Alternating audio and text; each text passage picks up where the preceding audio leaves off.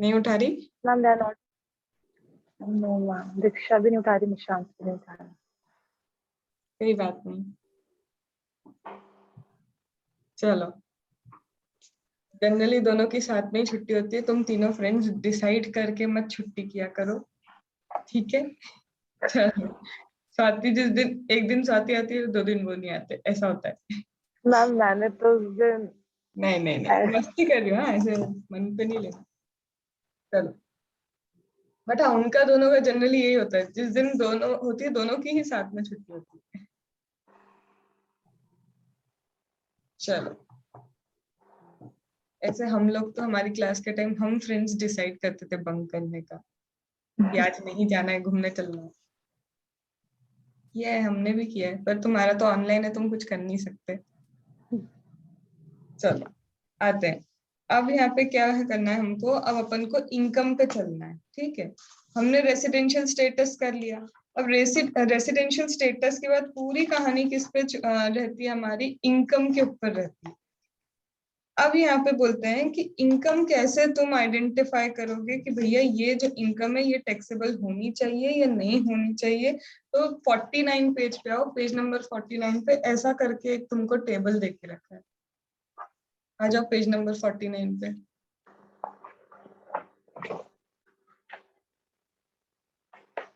Done.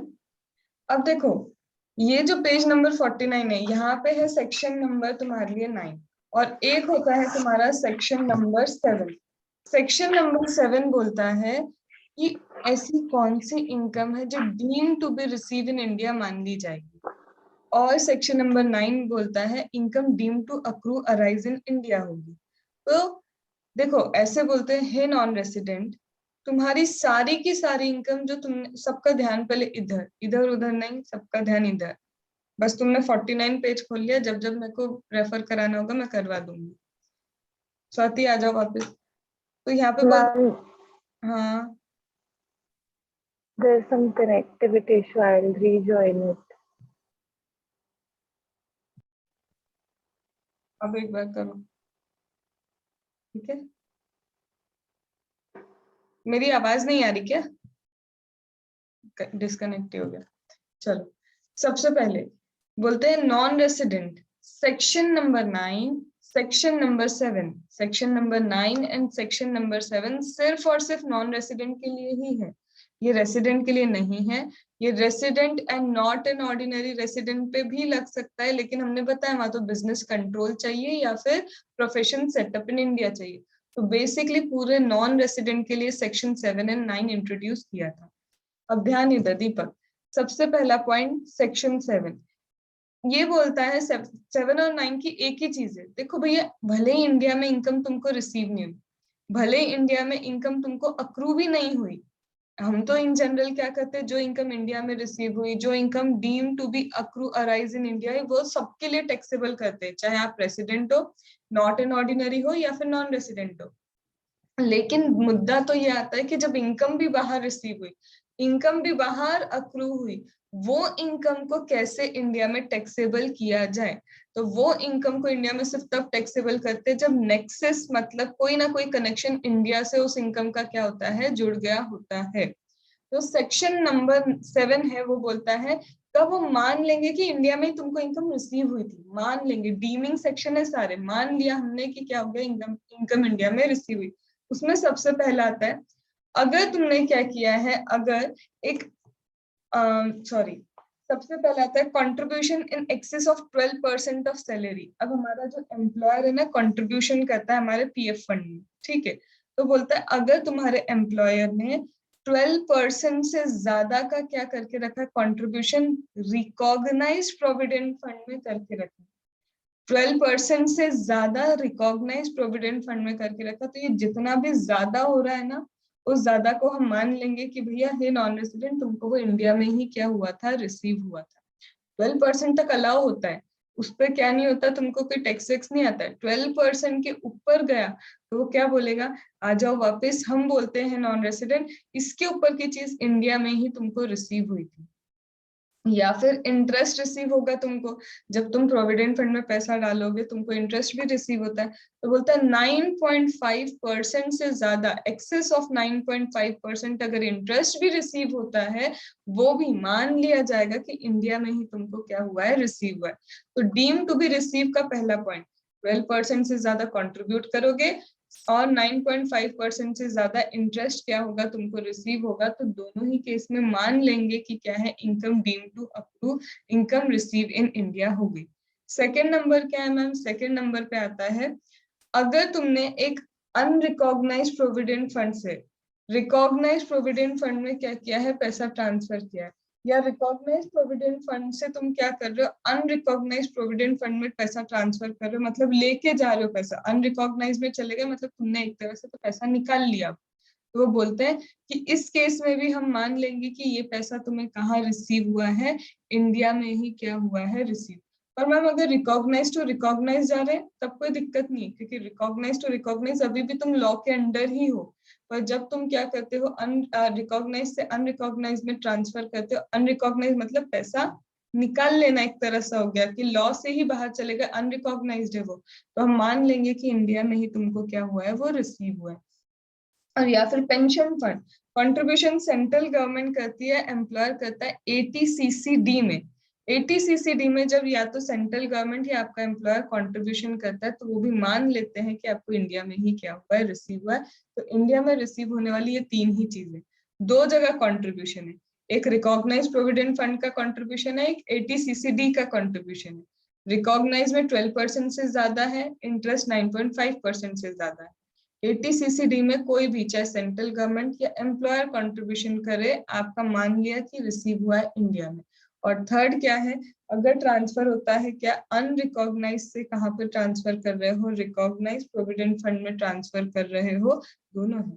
Unrecognised से क्या कर रहे हो, रिकॉग्नाइज, तुम अनजान चीज से हमको क्या ला रहे हो, लॉ के अंदर ला रहे हो, पता नहीं कहाँ से इकट्ठा किया था अनरिकॉग्नाइज से, तुम रिकॉग्नाइज में आ गए हो, तो भी मान लिया जाएगा कि इंडिया में ही वो क्या हुआ है, रिसीव हुआ है तुमको पैसा। तो ये तीन हो गए डीम्ड, मान लिया कि क्या हुआ है, रिसीव हुआ है इंडिया में। फिर इसके बाद अब आते हैं सेक्शन नंबर 9, जो बहुत ज्यादा इंपॉर्टेंट है। सेक्शन नंबर 9 बोलता है deem to be accrue arise in India, मान लिया जाएगा। अब सबसे पहले बोलते हैं नॉन रेसिडेंट, भले ही इनकम अक्रू इंडिया के बाहर हुई, भले ही इनकम क्या है, अराइज भी क्या हुई, इंडिया के बाहर हुई, स्टिल हम मान लेंगे कि ये इनकम इंडिया में ही रिसीव हुई थी, इंडिया में ही क्या हुई थी, अक्रू हुई थी। ऐसा कब होगा, तो यहाँ पे देखो सबसे पहले इन्होंने ना ऐसे ऐसे ऐसे कर करके क्या निकाल के रखे हैं, विंग्स निकाल के रखे तुम्हारे इसके चार्ट के। अब चार्ट में 49 पेज पे जाओ, पहला क्या लिखा है, इनकम अक्रूइंग और अराइजिंग। बुक में देखो इनकम अक्रू और अराइज आउटसाइड इंडिया, यहाँ सब पूरी चीज बोल रहे हैं कि बाहर के पैसे को इंडिया में माना जा रहा है कि अक्रू अराइज है।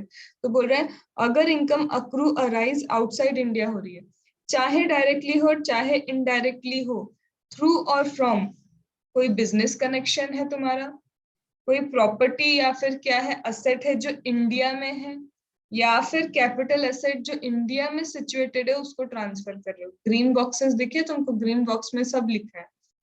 अभी इसका मतलब समझेंगे ये कौन कौन सी इनकम को मान ले रहे हैं कि इंडिया में ही होंगी। फिर उसी के पास में ऊपर देखो, सैलरी को भी बोल रहे हैं, भले ही सैलरी क्या है तुमको बाहर मिल रही होगी, लेकिन अगर सर्विस तुमने इंडिया में रेंडर की है, तो सैलरी हेड भी बोलता है कि ये सैलरी कहाँ पे रिसीव हो रही है तुमको, इंडिया में। उसके पास में सैलरी अगर गवर्नमेंट इंडिया के बाहर पे करती है, तो salary payable by government to Indian citizen for service rendered outside India. भले ही सर्विस इंडिया के बाहर दी हो तुमने, पर देने वाला अगर गवर्नमेंट इंडिया की है, तो भी हम मान लेते कि है नॉन रेसिडेंट, तुम्हारी इनकम क्या होगी, इंडिया में टैक्सेबल होगी। और उसके बाद dividend paid by the Indian company, ऐसा देख के रखा है। अब मेरे को पूरा इसको डिटेल में ये पूरे विंग को क्या करना है, डिटेल में समझना है। पहला बोलता है वो, लिखा है जो ग्रीन बॉक्स में, any business connection in India. तो इसका मतलब पहले बोल रहा है ये नॉन रेसिडेंट खड़ा है, इसको बोल रहा है देख पांचों हेड तुम्हारे, जो जितने भी पांचों हेड में इनकम होती है, भले ही ये इनकम तुम्हें आउटसाइड इंडिया से हो रही हो, पहला हम बोलते हैं पीजीपीपी को पकड़ के, अगर तेरी पीजीबीपी की इनकम का सोर्स है और उसका बिजनेस कनेक्शन इंडिया में है, तो तुम्हारी नॉन रेसिडेंट पीजीबीपी इनकम भी deem to accrue arise in India मान ली जाएगी। पॉइंट नंबर 1 समझ में आया। फिर दूसरा, हे नॉन रेसिडेंट, भले ही तुमको क्या मिला है, हाउस रेंट मिला है, इंडिया के बाहर हाउस रेंट मिल रहा है, लेकिन अगर प्रॉपर्टी तुम्हारी क्या है, इंडिया में सिचुएटेड है, तो ये हाउस रेंट वाली इनकम भी deem to accrue arise in India मान ली जाएगी। फिर तीसरा, हे नॉन रेसिडेंट, तुमको क्या हुआ, कैपिटल एसेट बेचने के बाद कैपिटल गेन मिला, बोल रहा है हाँ मुझे कैपिटल गेन मिला।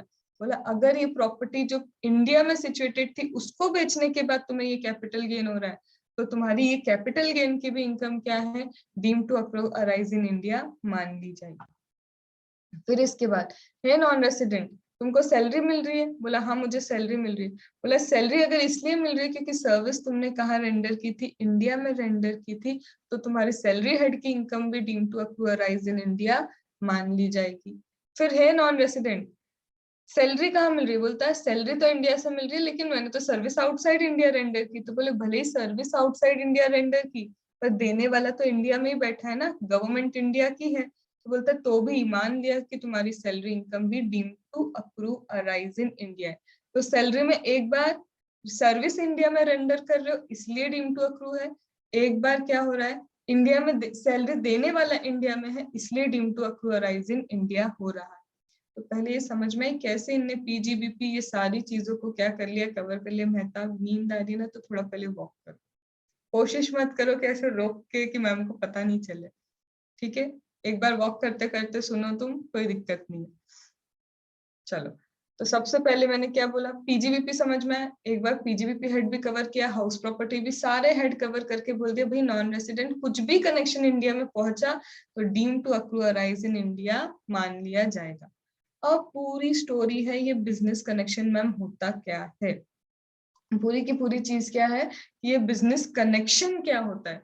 तो बिजनेस कनेक्शन बोलता है अगर तुमने एक एजेंट रखा है, हे नॉन रेसिडेंट तुमने इंडिया में एक एजेंट रखा है। अब ये एजेंट इंडिपेंडेंट एजेंट नहीं होना चाहिए। इंडिपेंडेंट मतलब मैं तुम्हारे लिए भी काम कर रही हूँ, तुम्हारे लिए भी काम कर रही हूँ, सबके लिए, जितने नॉन रेसिडेंट मिलते जा रहे हैं सबके लिए काम कर रही हूँ, तो स्पेसिफिकली तुम्हारे लिए काम नहीं हो रहा है। लेकिन अगर एक डिपेंडेंट एजेंट है वो सिर्फ तुम्हारे लिए काम करेगा या सब्सटेंशियली तुम्हारे लिए काम करेगा, तो बोलते हैं कि बिजनेस कनेक्शन तब माना जाएगा जब तुमने एक डिपेंडेंट एजेंट क्या किया है, इंडिया में अपॉइंट किया है, जो या तो पूरी तरह से तुम्हारे लिए ही काम करता है या फिर सब्सटेंशियली सिर्फ तुम्हारे लिए ही काम करता है। मतलब होली तुम्हारे लिए काम कर रहा है या फिर होली की जगह क्या आएगा, होली नहीं तो सब्सटेंशियली वो क्या करेगा, तुम्हारे लिए काम करेगा, ठीक है। तो यहाँ पे बोलते हैं अगर ये डिपेंडेंट एजेंट है, होली या फिर पूरी तरह से सब्सटेंशियली तुम्हारे लिए काम कर रहा है, तो तुम्हारा बिजनेस कनेक्शन इंडिया में हो सकता है, अभी हुआ नहीं है, हो सकता है। बोलता है अब देखेंगे एजेंट काम क्या करता है, तो बोलता है इस एजेंट को तुमने अथॉरिटी देके रखी है कि ये डिसाइड करेगा कि कौन से कॉन्ट्रैक्ट को कंक्लूड करना चाहिए, कौन से कॉन्ट्रैक्ट में एंटर नहीं करना चाहिए, या उसको साइनिंग अथॉरिटी दे दी कि तू डिसाइड कर लेना भाई ये कॉन्ट्रैक्ट सही चल रहा है कि नहीं, तुम तेरे हिसाब से इस इंसान को हमको डिलीवर करना चाहिए ना नहीं करना चाहिए गुड्स, किसको मेरी असेट्स यूज करने को देना चाहिए। मतलब नॉन रेसिडेंट बैठा का है अपनी कंट्री में, उसने एक एजेंट अपॉइंट करके पूरी जिम्मेदारी किसको दे दी, पूरी जिम्मेदारी एजेंट को दे दी कि तुम डिसाइड कर लो किसी कॉन्ट्रैक्ट को कंक्लूड करना है या नहीं करना, तुम डिसाइड कर लो कि कोई प्रिंसिपल रोल तुम प्ले कर रहे हो है इस कॉन्ट्रैक्ट के अंदर, तुम डिसाइड करो सपोज मेरी कोई एसेट है किसी को यूज करने को देनी है नहीं देनी, मतलब डिसाइड करने की पावर किसके पास, एजेंट के पास। तो यहाँ पे वो किसके लिए काम कर रहा है, नॉन रेसिडेंट के लिए, एक तरह से क्या उसका रिप्रेजेंटेटिव होके यहाँ बैठा हुआ है ना, उसकी जगह ये काम कर रहा है, ये बिजनेस कनेक्शन है। दूसरा बोलते हैं अगर होली या मेनली, होली या मेनली वर्ड का डिफरेंस समझना, होली मतलब पूरी तरह तुम्हारे लिए और मेनली मतलब सब्सटेंशियली तुम्हारे लिए। तो होली या मेनली ये भाई साहब क्या करते हैं, ऑर्डर सिक्योर करते हैं। ये भाई साहब क्या कर रहे हैं, एजेंट जो यहाँ पे तुम्हारे लिए क्या करता है, ऑर्डर सिक्योर करता है। या तो सिर्फ तुम्हारे लिए या मेनली तुम्हारे लिए ही ऑर्डर सिक्योर करता है, एक दो दूसरे नॉन रेसिडेंट है उसके पास जिनके लिए कर देता है, तो भी ये क्या मान लिया जाएगा, तुम्हारा बिजनेस कनेक्शन इंडिया में है, ऐसा मान लेंगे। फिर बोलता है यही एजेंट अगर क्या करता है, तुम्हारे स्टॉक को मेंटेन करता है इंडिया में, ये एजेंट क्या कर रहा है, इंडिया में तुम्हारे स्टॉक को मेंटेन करके चल रहा है, और ये ही डिसाइड करता है इस स्टॉक को किसको डिलीवर करना है। तो कहीं ना कहीं मैं स्टॉक मेंटेन कर रही हूँ, कब लगा कम कम है कोई स्टॉक मैं परचेस कर रही हूँ, जब लगा स्टॉक क्या है ज्यादा है मैं अभी परचेस नहीं कर रही हूँ, मतलब मेंटेनेंस पूरा मेरे हाथ में, और मैं डिसाइड करती हूँ कि किसको मुझे इसे डिलीवर करना है और किसको डिलीवर नहीं करना है। तो अगेन ये मान लिया कि ये क्या है, तुम्हारा बिजनेस कनेक्शन इंडिया में है। ये मान लिया क्या कि तुम्हारा बिजनेस कनेक्शन कहाँ पे है, इंडिया में है। तो यहाँ पे बिजनेस कनेक्शन 3 तरह से हो सकता है। पहले तो तुमने या तो उसको क्या बोला है कि कंक्लूजन ऑफ द कॉन्ट्रैक्ट भी तुम करोगे, या फिर प्रिंसिपल रोल प्ले करोगे कॉन्ट्रैक्ट के कंक्लूजन में, या तो कंक्लूड तुम करो या प्रिंसिपल रोल ही तुम्हारा होगा। दूसरा, तुम स्टॉक मेंटेन कर रहे हो इंडिया में और तुम ही डिसाइड कर रहे हो कि उस स्टॉक को डिलीवर किसको करना है। तीसरा, तुम होली मेनली वर्ड आएंगे, ऑर्डर सिक्योर करते हो इंडिया में नॉन रेसिडेंट के लिए, तुम होली मेनली क्या करते हो, ऑर्डर सिक्योर करते हो इंडिया में नॉन रेसिडेंट के लिए। तो हाँ, नॉन रेसिडेंट तुम्हारा बिजनेस कनेक्शन कहाँ है, इंडिया में है। अब नॉन रेसिडेंट ने सोचा, मैं सपोज करूं मैं नॉन रेसिडेंट, मैं सामने आ गई, मतलब मेरे लिए अगर इस एजेंट ने, ये मेरा एजेंट और मैं नॉन रेसिडेंट, इस एजेंट ने अगर डायरेक्टली मेरे लिए ऑर्डर सिक्योर कर लिए तो सबको पता चल जाएगा कि मेरा क्या है, बिजनेस कनेक्शन इंडिया में है। तो इसने सोचा एक काम करते, मैं सामने नहीं आती, मैंने क्या किया, मैं जिस एंटिटी को कंट्रोल करती हूँ, जैसे 26% और मोर मेरा किसी एंटिटी में है, मैं इस एंटिटी को कंट्रोल करती हूँ, मैंने कहा एक काम करो, इसके लिए ऑर्डर सिक्योर करो, किसी को पता भी नहीं चलेगा, मैं पीछे हूँ, मेरा काम भी हो जाएगा, इसके लिए तुम क्या कर लेना, ऑर्डर सिक्योर करना। तो बोलते ऐसा नहीं, अगर होली मेनली ये एजेंट ऐसी किसी एंटिटी के लिए ऑर्डर सिक्योर करता है जिसका कंट्रोल कौन लेता है, जिसका कंट्रोल नॉन रेसिडेंट लेता है, तो भी मान लेंगे कि बिजनेस कनेक्शन क्या है, इंडिया में। फिर इसने सोचा ऐसा है ना, तो यूं नहीं करते, अगर मैं गया तो भी पता चल जाएगा, मैं जिस एंटिटी को कंट्रोल करता हूँ उसके लिए ऑर्डर सिक्योर किए तो भी पता चल जाएगा। तो बोलते एक काम करते, जो एंटिटी हमको कॉमनली कंट्रोल करती, मतलब एक एंटिटी 26% मेरे उसमें भी उसका क्या है, वोटिंग राइट है, और किसी और में भी क्या है, 26% वोटिंग राइट है, तो उस नाते हम दोनों कंपनी क्या हो गई, आपस में कनेक्टेड कंपनी होगी। बोलते एक काम करते हैं, इस कॉमन होल्डिंग वाली कंपनी के लिए क्या कर देते हैं, ऑर्डर सिक्योर करवाते, पता ही नहीं चलेगा।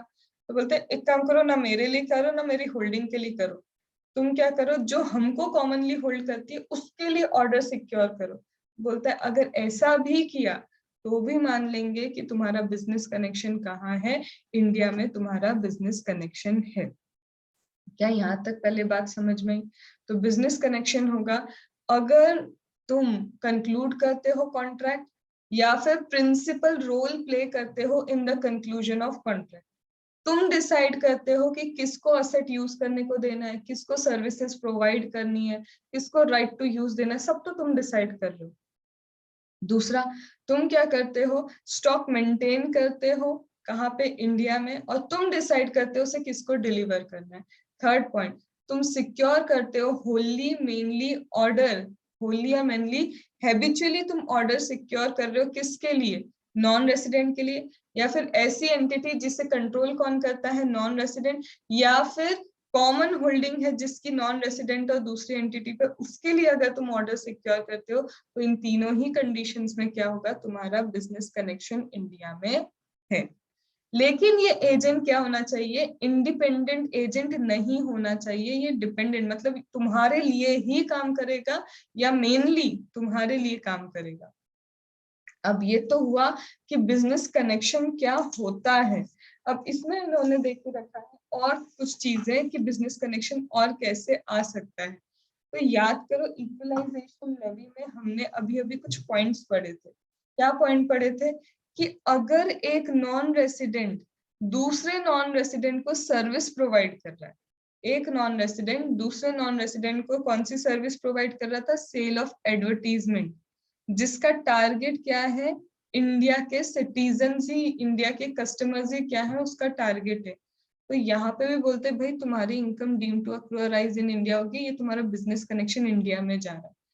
देखो सिंपल सी बात है, जब तक इसको हम बिजनेस कनेक्शन नहीं बनाएंगे हम उस पर टैक्स कैसे लगा सकते थे। जैसे जीएसटी अपन जब पढ़ते हैं पहले सप्लाई बताते हैं तभी तो जीएसटी लगाते हैं। यहाँ पे भी वो है कि जब तक तुम उसको इनकम की कैटेगरी में नहीं लेके आओगे तुम उस पर टैक्स कैसे लगाओगे। तो जब तक तुमने उसको इनकम नहीं बनाया तुम उस पर इक्विलाइजेशन लेवी भी कैसे लगा सकते हो। तो इसलिए यहाँ पे वो चीज भी इंक्लूड की है कि अगर एक नॉन रेसिडेंट दूसरे नॉन रेसिडेंट को सर्विसेज प्रोवाइड करता है सेल ऑफ एडवर्टीजमेंट की, जिसका टारगेट इंडिया के कस्टमर है, तो वो भी तुम्हारा क्या है, बिजनेस कनेक्शन है। तो पहले तो इनकम बनाया उसको और फिर इक्विलाइजेशन लेवी क्या किया, उन्होंने अप्लाई करना स्टार्ट किया। क्या ये बात समझ में आई? डन। चलो यहां तक कोई डाउट? अब ये तो ही कि बिजनेस कनेक्शन होता क्या है। अब बात करेंगे मैम बिजनेस कनेक्शन क्या नहीं होता है उसके बारे में। इसके बाद इसमें एक सिग्निफिकेंट इकोनॉमिक प्रेजेंस का है, इसमें छोटा सा नई चीजें छोटी मोटी ऐड किए, उसको अभी अमेंडमेंट पार्ट में थोड़ा सा बाद में लेंगे, पहले इसको कवर करते हैं।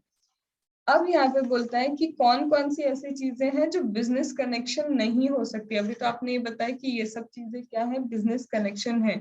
अब कौन सी ऐसी चीजें हैं जो बिजनेस कनेक्शन नहीं होंगी, इनका लॉजिक सुनोगे तो सब कुछ याद रह जाएगा, नहीं तो रटना पड़ेगा। सबसे पहले बोलता है अगर एक नॉन रेसिडेंट इंडिया में आके गुड्स को परचेस कर रहा है, नॉन रेसिडेंट इंडिया में आता है गुड्स को परचेस करता है और परचेस कर रहा है सिर्फ एक्सपोर्ट करने के लिए। अगर तुमने सपोज करो अपन सब अभी के लिए क्या है नॉन रेसिडेंट, अपन चले इंडिया में जाके गुड्स परचेस किए ताकि हम क्या कर पाए, एक्सपोर्ट कर पाए। अगर तुम ऐसे हर एक परचेस को बिजनेस कनेक्शन बताने लग गए और बिजनेस कनेक्शन बताया तो अपन सबकी पीजीबीपी इनकम क्या हो जाएगी, इंडिया में टैक्सेबल हो जाएगी। ऐसे तो लोग इंडिया में आके परचेस करना पसंद ही नहीं करेंगे। क्यों? क्योंकि आए खरीदने पे एक तो जीएसटी भी उनको पे करना पड़ेगा। चलो वो तो ठीक है, फिर उसके बाद जब ये लोग खरीद रहे हैं तो तुम बता रहे हो नहीं नहीं तुम्हारा तो बिजनेस कनेक्शन इंडिया में ही, क्योंकि तुम इंडिया से ही खरीद के बेच रहे हो चीजें। तो इसको अगर तुमने पीजीबीपी इनकम को इंडिया में बता दिया तो ऐसे तो कौन नॉन रेजिडेंट आएगा कि हम जीएसटी भी देके जाए, अपने इनकम पे टैक्स भी देके जाए। Are you getting the thing? तो इसलिए बोला है कि ऐसी चीजें अगर इंडिया से आते हो, परचेस करते हो और एक्सपोर्ट पर्पस के लिए परचेस कर रहे हो, इंडिया तो फेमा एक्ट में चाहता है ना कि एक्सपोर्ट बढ़ता जाए बढ़ता जाए बढ़ता जाए। बोलता है अगर हे नॉन रेजिडेंट इंडिया का गुड्स खरीद के तुम क्या कर रहे हो, एक्सपोर्ट कर रहे हो, कर लो।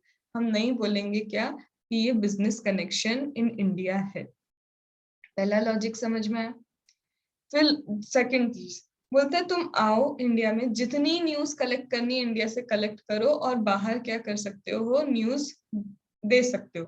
तो ये बोलते हैं न्यूज का कलेक्शन तो इंडिया में हुआ। जब तुम उधर बोल रहे थे इक्विलाइजेशन लेवी में कि डेटा अगर इंडिया के पर्सन से ही कलेक्ट किया या इंडिया के आईपी एड्रेस से ही कलेक्ट किया तो वो भी क्या है, तुम तो वहां पे भी टैक्स ले रहे थे।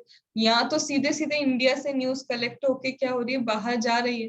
तो बोलते जाने दो, ये बिजनेस कनेक्शन नहीं है। क्यों? क्योंकि जरूरी थोड़ी ना है इंडिया में जो न्यूज हो वो नेगेटिव न्यूज हो। इंडिया डेवलप भी तो कर रहा है, इंडिया की अच्छी चीजें भी तो है, मिसाइल भी तो लॉन्च करता है, 10 चीजें और भी तो अच्छी करता है। जब तक अच्छी चीजें भी इंडिया के बाहर नहीं जाएगी, इंडिया का एडवर्टीजमेंट कैसे होगा?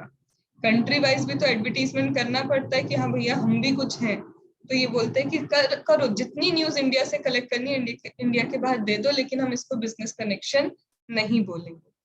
दो हो गए। तीसरा बोलता है कोई पर्सन आया इंडिया में और शूटिंग कर रहा है, फिल्म की क्या कर रहा है भैया, शूटिंग कर रहा है। अगर कंपनी आके क्या करती है, यहाँ पे एक लॉजिक है सिंपल कि अगर कोई भी इंडिया में आके शूटिंग कर रहा है तो वो रेसिडेंट भी नहीं होना चाहिए इंडिया का और सिटीजन भी नहीं होना चाहिए इंडिया का। अब हम कोई भी पर्सन से मतलब कंपनी आती है, कंपनी आके इंडिया में क्या कर रही है, शूटिंग कर रही है। कंपनी आई बाहर की, कंपनी आके क्या है, मार्वल्स की कंपनी आती है इंडिया में और यहाँ पे आके क्या कर रही है, शूटिंग कर रही है। तो बोलते हैं उस मार्वल्स की कंपनी में एक भी क्या नहीं होना चाहिए, शेयर होल्डर इंडिया का रेसिडेंट। शेयर होल्डर की बात करें, शेयर होल्डर कितनी बड़ी बात है। तो बोलते हैं शेयर होल्डर एक भी रेसिडेंट भी नहीं होना चाहिए और इंडिया के सिटीजन भी नहीं होना चाहिए, तब बिजनेस कनेक्शन इंडिया में नहीं है। मैम कंपनी नहीं आ रही, पार्टनरशिप आ रही है, वहां की पार्टनरशिप फर्म इंडिया में आके एक फिल्म बना रही है। आ जाओ इंडिया में, एक भी पार्टनर इंडिया का रेसिडेंट नहीं होना चाहिए, एक भी पार्टनर इंडिया का सिटीजन नहीं होना चाहिए। मैम इंडिविजुअल आके इंडिया में क्या कर रहा है, शूटिंग कर रहा है मूवी की, तो इंडिविजुअल रेसिडेंट भी नहीं होना चाहिए और इंडिया का सिटीजन भी नहीं होना चाहिए। मतलब इंडिया से कोई कनेक्शन ही नहीं है ना, रेसिडेंट कनेक्शन बनाता है या तो सिटीजनशिप तुम्हारा कनेक्शन बनाती है। जब दोनों ही नहीं है तो बोलते हैं कि हम इसको बिजनेस कनेक्शन नहीं मानेंगे, लेकिन सिर्फ फिल्म की शूटिंग के लिए। फिल्म की शूटिंग भी आओ इंडिया में करो, इंडिया का टूरिज्म बढ़ता है इससे, तो आओ करो। बस सिटीजन हो गए या रेसिडेंट हो गए तो हमको दिक्कत होगी, फिर हम बिजनेस कनेक्शन बोलेंगे, अदरवाइज बिजनेस कनेक्शन नहीं है। क्या ये 3 पॉइंट समझ में आ गए? स्वाति, दीपक। अब फोर्थ बोलता है अगर क्या है, एक फॉरेन कंपनी, ध्यान से, फॉरेन कंपनी एंगेज्ड है कौन से बिजनेस में, डायमंड के माइनिंग के बिजनेस में। फॉरेन कंपनी क्या कर रही है, माइनिंग कर रही है, किसका माइनिंग कर रही है, अनकट अनअसॉर्टेड डायमंड की माइनिंग करती, मतलब जो रॉ डायमंड निकलते ना, अनकट अनअसॉर्टेड, जिसको अभी पॉलिश वगैरह कुछ नहीं किया गया। तो बोलते हैं कि अगर फॉरेन कंपनी इंडिया में आके माइनिंग करती है अनकट अनअसॉर्टेड डायमंड, और इन डायमंड्स का डिस्प्ले किया जाता है उन्हीं जगहों पे जो सेंट्रल गवर्नमेंट ने नोटिफाई करके रखी, तो बोलते हैं हम बिजनेस कनेक्शन नहीं बोलेंगे। क्यों ऐसा है? क्योंकि देखो अभी भी इतना तो हम जानते हैं कि इंडिया की टेक्नोलॉजी इतनी आगे नहीं है एज कंपेयर टू बाहर की टेक्नोलॉजी से। तो बोलते हैं आओ बाहर की कंपनी, और कंपनी क्यों, क्योंकि कंपनी ही इतनी बड़ी बड़ी होती है जिनके पास इतनी बड़ी बड़ी टेक्नोलॉजी हो। तो अगर बाहर की कंपनी आके इंडिया में क्या करती है, माइनिंग करके ये डायमंड्स वगैरह निकाल के देती है, और गवर्नमेंट खुद बता रही है कि यहीं पे डिस्प्ले करना पड़ेगा तुमको इसका, तो बोलते हैं ठीक है तुम्हारा बिजनेस कनेक्शन नहीं मानेंगे, ताकि वो आए माइनिंग करे और इंडिया का जितना भी दबा हुआ क्या है खदान वगैरह है वो निकाल के क्या करे, दे उनको। तो इसलिए बोलते हैं, लेकिन सिर्फ फॉरेन कंपनी है। पर जब इंस्टीट्यूशन हमारा क्वेश्चन देता है, बोलता है foreign citizen, foreign citizen India में आके अनकट अनअसॉर्टेड डायमंड की माइनिंग कर रहा है, तो ध्यान रखना फॉरेन सिटीजन नहीं है, सिर्फ और सिर्फ फॉरेन कंपनी को क्या करके रखा है, यहाँ पे कवर करके रखा है। And this is the concept of business connection. ये ओवरऑल तुम्हारा क्या है, बिजनेस कनेक्शन का कॉन्सेप्ट है। पेज नंबर तुमको कहाँ से मिलेगा, ये पेज नंबर 50 पढ़ो, 51 पढ़ो, और अभी तुम सिग्निफिकेंट प्रेजेंस भी साथ में पढ़ लो, और 52, ये 3 पेज पढ़ो तो तुम्हारा खत्म होगा बिजनेस कनेक्शन का काम।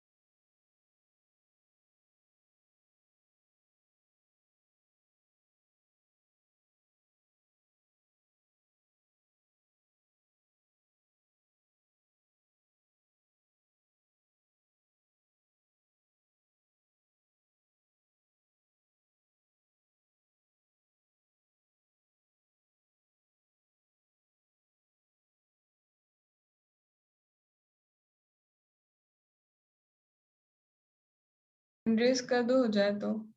मैम पेज नंबर 51 पे जो सबसे ऊपर का पैराग्राफ है ना,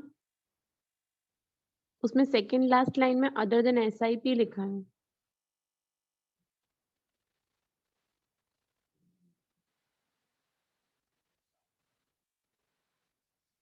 मैम वॉइस नहीं आ रही। सिग्निफिकेंट अभी वो छोड़ा है ना, उसके साथ कवर करेंगे। ओके।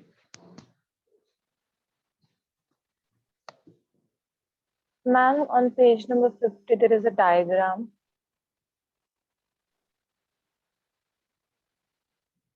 हाँ, मैम इसमें यहाँ पर मिस्टर वाई नॉन रेजिडेंट में आप फर्स्ट पॉइंट लिखा है mister X is controlled by mister Y. Ma'am Y तो सेकंड पॉइंट तो क्लियर है, फर्स्ट पॉइंट। अरे ये वही है कि यहाँ पे कौन है, मिस्टर एक्स नॉन रेसिडेंट है। अगर मिस्टर एक्स को कौन कंट्रोल करता है, मिस्टर वाई। ठीक है, अपन ने एग्जाम्पल में क्या लिया था कि हम वाई किस जॉब को खड़ा कर रहे हैं। अब ये उल्टा दे रहे हैं, ये बोल रहे हैं कि अगर मिस्टर एक्स है, कोई और मिस्टर एक्स को कंट्रोल करता है, तो हाँ, वो क्या बोल रहा है, एक काम करो, इसको मत दो, मैं हूं ना जो खुद कंट्रोल कर रहा है। बात वही हुई ना कि जो इंसान क्या कर रहा है, कंट्रोल कर रहा है, बोलता है इसको सामने लाते हैं, इसके लिए तुम क्या कर लो, ऑर्डर सिक्योर कर लो। तो बोलता है कि कंट्रोल तो मैं ही करता हूँ ना इसको भी, तो तुम मेरे लिए ऑर्डर सिक्योर करो, किसी को पता नहीं चलेगा। तो यहाँ पे बोलते नहीं, ये भी क्या है, तुम्हारा बिजनेस कनेक्शन ही है। ठीक है, या फिर देखो नीचे, Y is controlled by mister x, अब दोनों ले लिए। ठीक है, आया स्वाति?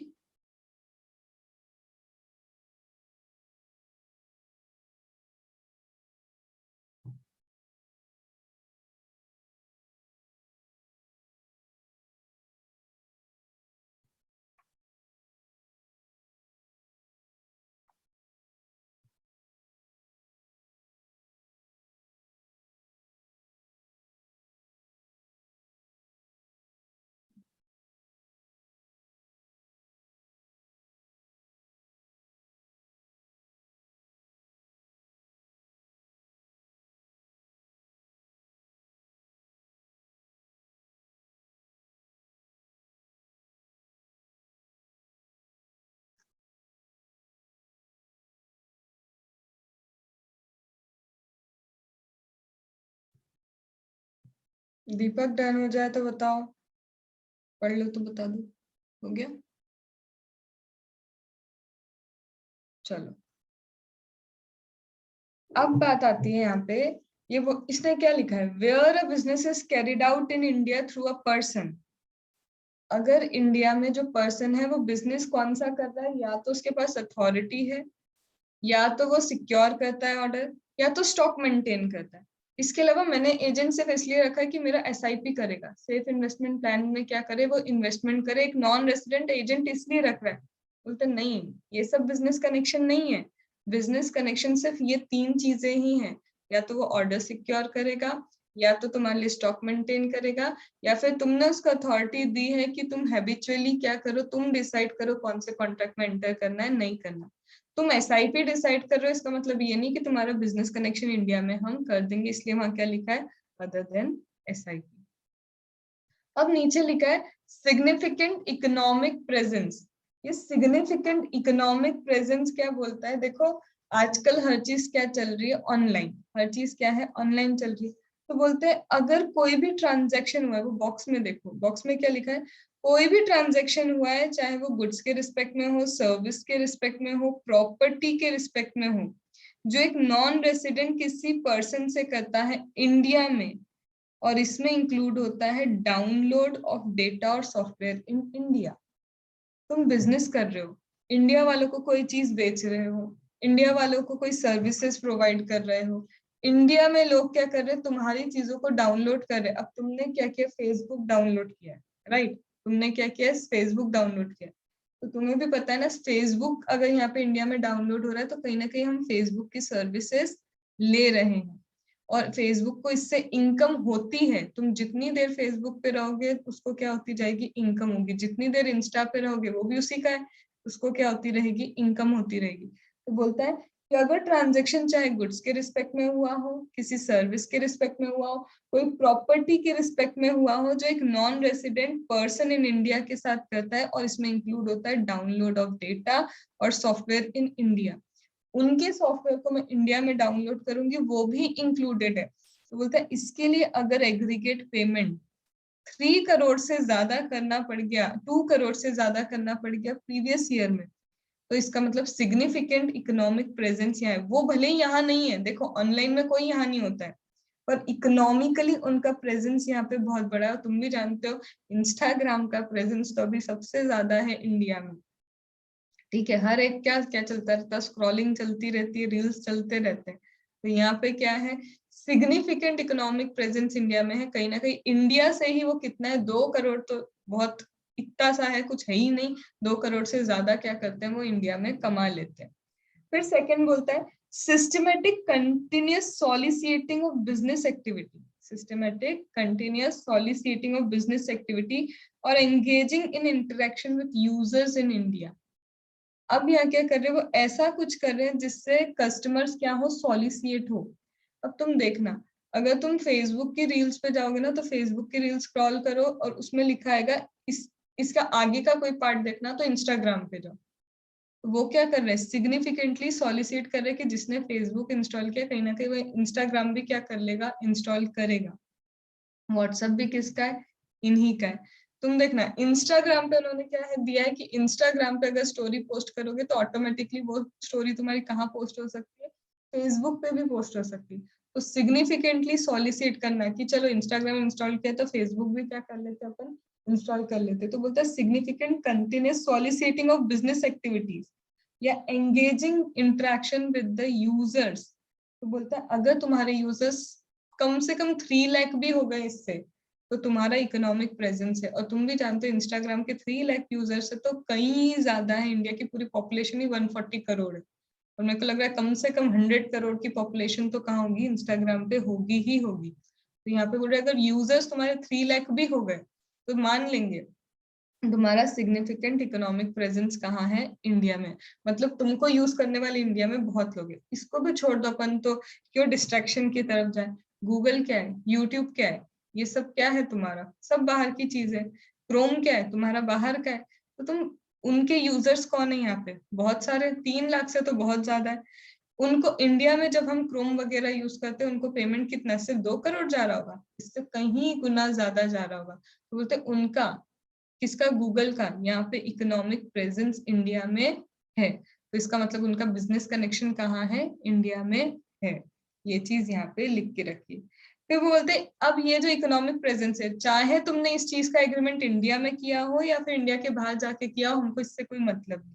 तो एग्रीमेंट कहाँ हुआ इस सिग्निफिकेंट इकोनॉमिक प्रेजेंस के रिस्पेक्ट में, उससे कोई लेना देना नहीं है। इंडिया में भी हो सकता है, इंडिया के बाहर भी हो सकता है।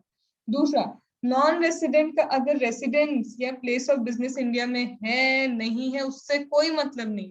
भाई गूगल वाला जो है, गूगल वाले का यहाँ पे इंडिया में रेसिडेंशियल स्टेटस है नहीं है, प्लेस ऑफ बिजनेस है, क्योंकि ऑनलाइन चल रहा है। देखो तुम समझो, ऑनलाइन में यहाँ पे कोई बिल्डिंग बनी नहीं हुई होगी उसकी। फेसबुक का एक भी ऑफिस इंडिया में नहीं है, इंस्टाग्राम का एक भी ऑफिस इंडिया में नहीं है। तो बोल रहे इंडिया में वो रिसाइड करे नहीं करे मतलब नहीं है, उसका प्लेस ऑफ बिजनेस इंडिया में हो नहीं हो उससे मतलब नहीं है। Generation of the income India से हो रहा है ना, 2 करोड़ से ज्यादा, और यहाँ पे 3 लाख कम से कम यूजर्स हो गए, तो इकोनॉमिक प्रेजेंस तुम्हारा इंडिया में है। फिर आगे बोलता है नॉन रेसिडेंट क्या कर रहा है, रेंडर्ड सर्विस इन इंडिया। बस इस चीज को ध्यान रखना कि directly non resident service India में रेंडर करेगा नहीं करेगा उससे भी मुझे मतलब नहीं। हमने तो एप्लीकेशन डाउनलोड कर ली तो ऑटोमेटिकली डाउनलोड का पैसा उनको मिल रहा है, हम यूजर हैं उसका पैसा मिल रहा है उनको। यहाँ पे हमको डायरेक्टली कांटेक्ट करके सर्विस दे नहीं दे उससे कोई मतलब नहीं है। Download and increase in the users के बेसिस पे डिसाइड कर रहे हैं तुम्हारा सिग्निफिकेंट इकोनॉमिक प्रेजेंस कहाँ है इंडिया में। और इसी के लिए देखो आगे वही इन्होंने नेक्स्ट पेज पे किसको इंक्लूड किया है, नेक्स्ट पेज पे इन्होंने इंक्लूड किया वही 3 चीजें तो तुमने इक्वलाइजेशन लेवी में की थी। बोले ये तुम्हारा deem to accrue arise in India income बन गया, सिग्निफिकेंट इकोनॉमिक प्रेजेंस के कारण इनकम बन गई। अब इनकम पे टैक्स कौन सा लगेगा, तो वो देखो तीनों वही पॉइंट्स है जो हमने वहां पे किए थे इक्विलाइजेशन लेवी में। तो बोलता है टैक्स हम लगाएंगे इक्विलाइजेशन में, इनकम बना दिया, अब इनकम पे टैक्स कहाँ लगेगा, इक्विलाइजेशन लेवी का टैक्स लग जाएगा। तो ये बात समझ में आ गई? कहीं कोई डाउट, शिकायत, दुख? नहीं? चलो दंगा, आगे बढ़ते हैं। अब आते हैं हम, यहां तक खत्म हुआ। अभी क्या मैम सेक्शन 9 खत्म हो गया? अरे नहीं, ये तो सिर्फ सेक्शन 9 का बिजनेस कनेक्शन था, और तुमको मैंने कल ही बोला था अच्छा लंबा टॉपिक है। देखो पूरे हमको 45 मिनट सिर्फ इस टॉपिक में ही लगे हैं। तो ये खत्म हुआ तुम्हारा बिजनेस कनेक्शन का यहाँ पे पूरा पॉइंट। और यही सबसे दुखदाई होता है, यही बाद में ना पढ़ने में आलस सामान जो बोलते हैं ना, तो वो चीजें आती है। तो ये तुम्हारा बिजनेस कनेक्शन खत्म हुआ यहाँ पे। मतलब पीजीबीपी की इनकम इंडिया में टैक्सेबल हो जाएगी अगर इनमें से कोई भी कंडीशन क्या हो जाती है, फुलफिल हो जाती है तो। अब उसके बाद वही ग्रीन वाले में क्या लिखा है, कोई भी प्रॉपर्टी एसेट, कोई भी प्रॉपर्टी, सेक्शन पेज नंबर 49 पे ग्रीन में लिखा है, एनी प्रॉपर्टी असेट और source of income in India. अब यहाँ क्या लिखा है, या तो तुम्हारी प्रॉपर्टी इंडिया में होगी, या तो सोर्स ऑफ इनकम क्या होगा, इंडिया में होगा। अब हम प्रूफ करने जा रहे हैं कि इसको, पहले हमने पीजीबीपी प्रूफ कर दिया कि नॉन रेसिडेंट का पीजीबीपी हेड भी इंडिया में टैक्सेबल होता है। अब हम प्रूफ करेंगे इनकम फ्रॉम अदर सोर्स भी इंडिया में टैक्सेबल होता है, साथ साथ में हाउस प्रॉपर्टी भी क्या होगी, उसकी इनकम भी इंडिया में टैक्सेबल होगी। तो पहला तो सिंपल पॉइंट, हमारे पास घर यहाँ पे है, इंडिया में है। किसका घर है, रिकी पॉन्टिंग भाई साहब का घर कहाँ पे है, इंडिया में। ठीक है, रिकी पॉन्टिंग का घर इंडिया में है। रिकी पॉन्टिंग ने इंडिया के बाहर क्रिस गेल को क्या कर दिया, उस घर को रेंट पे दे दिया। रेंट वहीं से वहीं ट्रांसफर हो रहा है, बाहर की बाहर, इंडिया में रेंट का नामो निशान नहीं, रिसीव इंडिया के बाहर हो रहा है। तो अब बोलते हैं कि रिसीव इंडिया के बाहर है, लेकिन फिर भी इंडिया में हाउस प्रॉपर्टी इनकम तुम्हारी टैक्सेबल होगी, रिकी पॉन्टिंग क्यों, क्योंकि प्रॉपर्टी कहाँ है, इंडिया में है। तो हाउस प्रॉपर्टी भी क्या हो गई, इंडिया में टैक्सेबल होगी।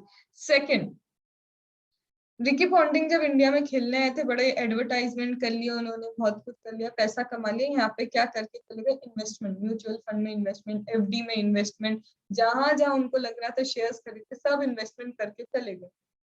अब इंडिया के बाहर चले गए, इनकम वहीं रिसीव हो रही है उनको, उसका जो भी आता है, डिविडेंड आता है, कैपिटल गेन, जो भी इनकम होती है सब वहीं पे रिसीव कर रहे हैं। लेकिन हमने बोला आ जाओ वापस रिकी पॉन्टिंग, तुम्हारी ये जो अदर सोर्स की इनकम है ना, वो इंडिया में ही टैक्सेबल होगी। क्यों, क्योंकि ये deem to accrue arise in India है। बोला क्यों, क्योंकि देखो सोर्स ऑफ इनकम लिखा है, सोर्स ऑफ इनकम कहाँ है, इंडिया में, मतलब ये हाउस प्रॉपर्टी भी इंडिया में हो गई तुम्हारी, और सोर्स ऑफ इनकम मतलब इनकम फ्रॉम अदर सोर्स भी कहाँ होगा, इंडिया में टैक्सेबल हो जाएगा। डन। फिर उसके पास में मैम कैपिटल एसेट लिखा है, तो वही बात, इंडिया की प्रॉपर्टी है, इंडिया में क्या है, प्रॉपर्टी है। यहाँ पे मैडोना की प्रॉपर्टी कहाँ है, इंडिया में है।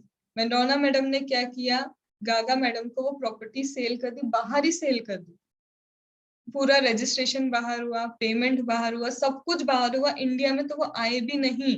10 साल से इंडिया में थे ही नहीं वो लोग, बस प्रॉपर्टी क्या कर दी, मैडोना मैडम ने किसको दे दी, गागा को दे दी।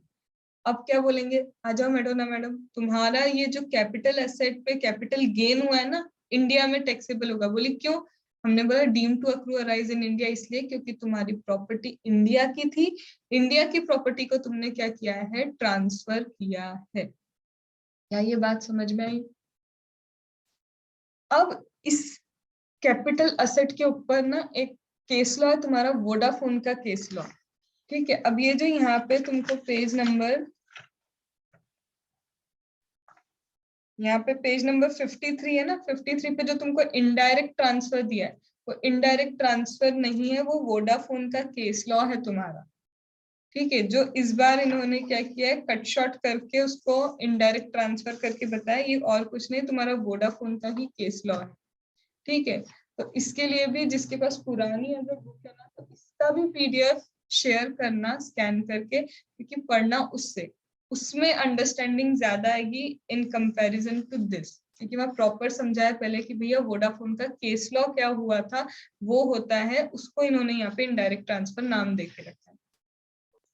तो सबसे पहले हम आते हैं मैम, यहाँ पे आपने बोला अगर कैपिटल असेट हम क्या करते हैं, ट्रांसफर करते हैं।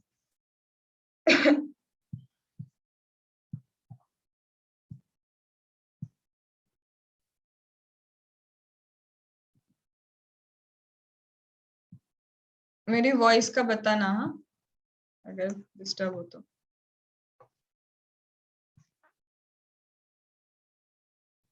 अभी ठीक है? Yes, अभी sir. लिखते वक्त चलो, अब हम क्या करते हैं, वोडाफोन का केस लो। ठीक है, अब ये जो वोडाफोन का केस है ना, इसमें हुआ क्या था वो समझते हैं, और ये कहाँ से आया उसको समझते हैं। अभी मैं तुमको ग्रीन वाले सेगमेंट में यही बताई थी, उसमें क्या लिखा है, transfer of capital. Ma'am voice issue हो रहा है।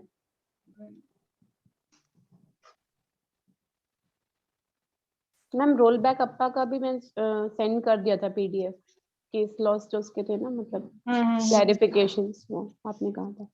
ये इन लोग को बता देती, ये लोग थे शायद क्लास में, रोल बैक और अप्पा नहीं के मैम। वही वाले क्लैरिफिकेशन करना जो इन्होंने सेंड करे ना पीडीएफ में, क्योंकि पिछली बुक में क्या था, जो तुम्हारी बीबी सर की पिछली बुक थी, उसमें ये प्रॉपर डिटेल में ढंग से समझा के रखा था। अब इस बार देखो मैं क्लियर बताती हूँ उनकी बुक में चेंज क्या हुआ। अब अपन आते हैं किस पे, वोडाफोन के केस लॉ पे। तो यहाँ पे मैम ये वोडाफोन का केस लॉ कैसे आया, तो बोलते देखो हमने अभी अभी पढ़ा है कि अगर आप कैपिटल असेट को क्या करते हो, ट्रांसफर करते हो, आप क्या करते हो, कैपिटल असेट को क्या करते हो, ट्रांसफर करते हो।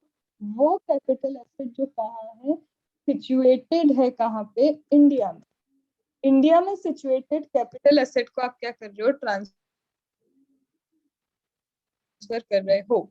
लेकिन अब पुराने समय की बात करें तो कैपिटल असेट की जो डेफिनेशन है, वो कैपिटल असेट की डेफिनेशन में क्या था, मूवेबल प्रॉपर्टी और immovable property, property of any kind था वहां पे। कैपिटल असेट में क्या लिखा था, प्रॉपर्टी ऑफ एनी काइंड, चाहे वो प्रॉपर्टी मूवेबल हो चाहे वो प्रॉपर्टी इमूवेबल हो, ये कवर था।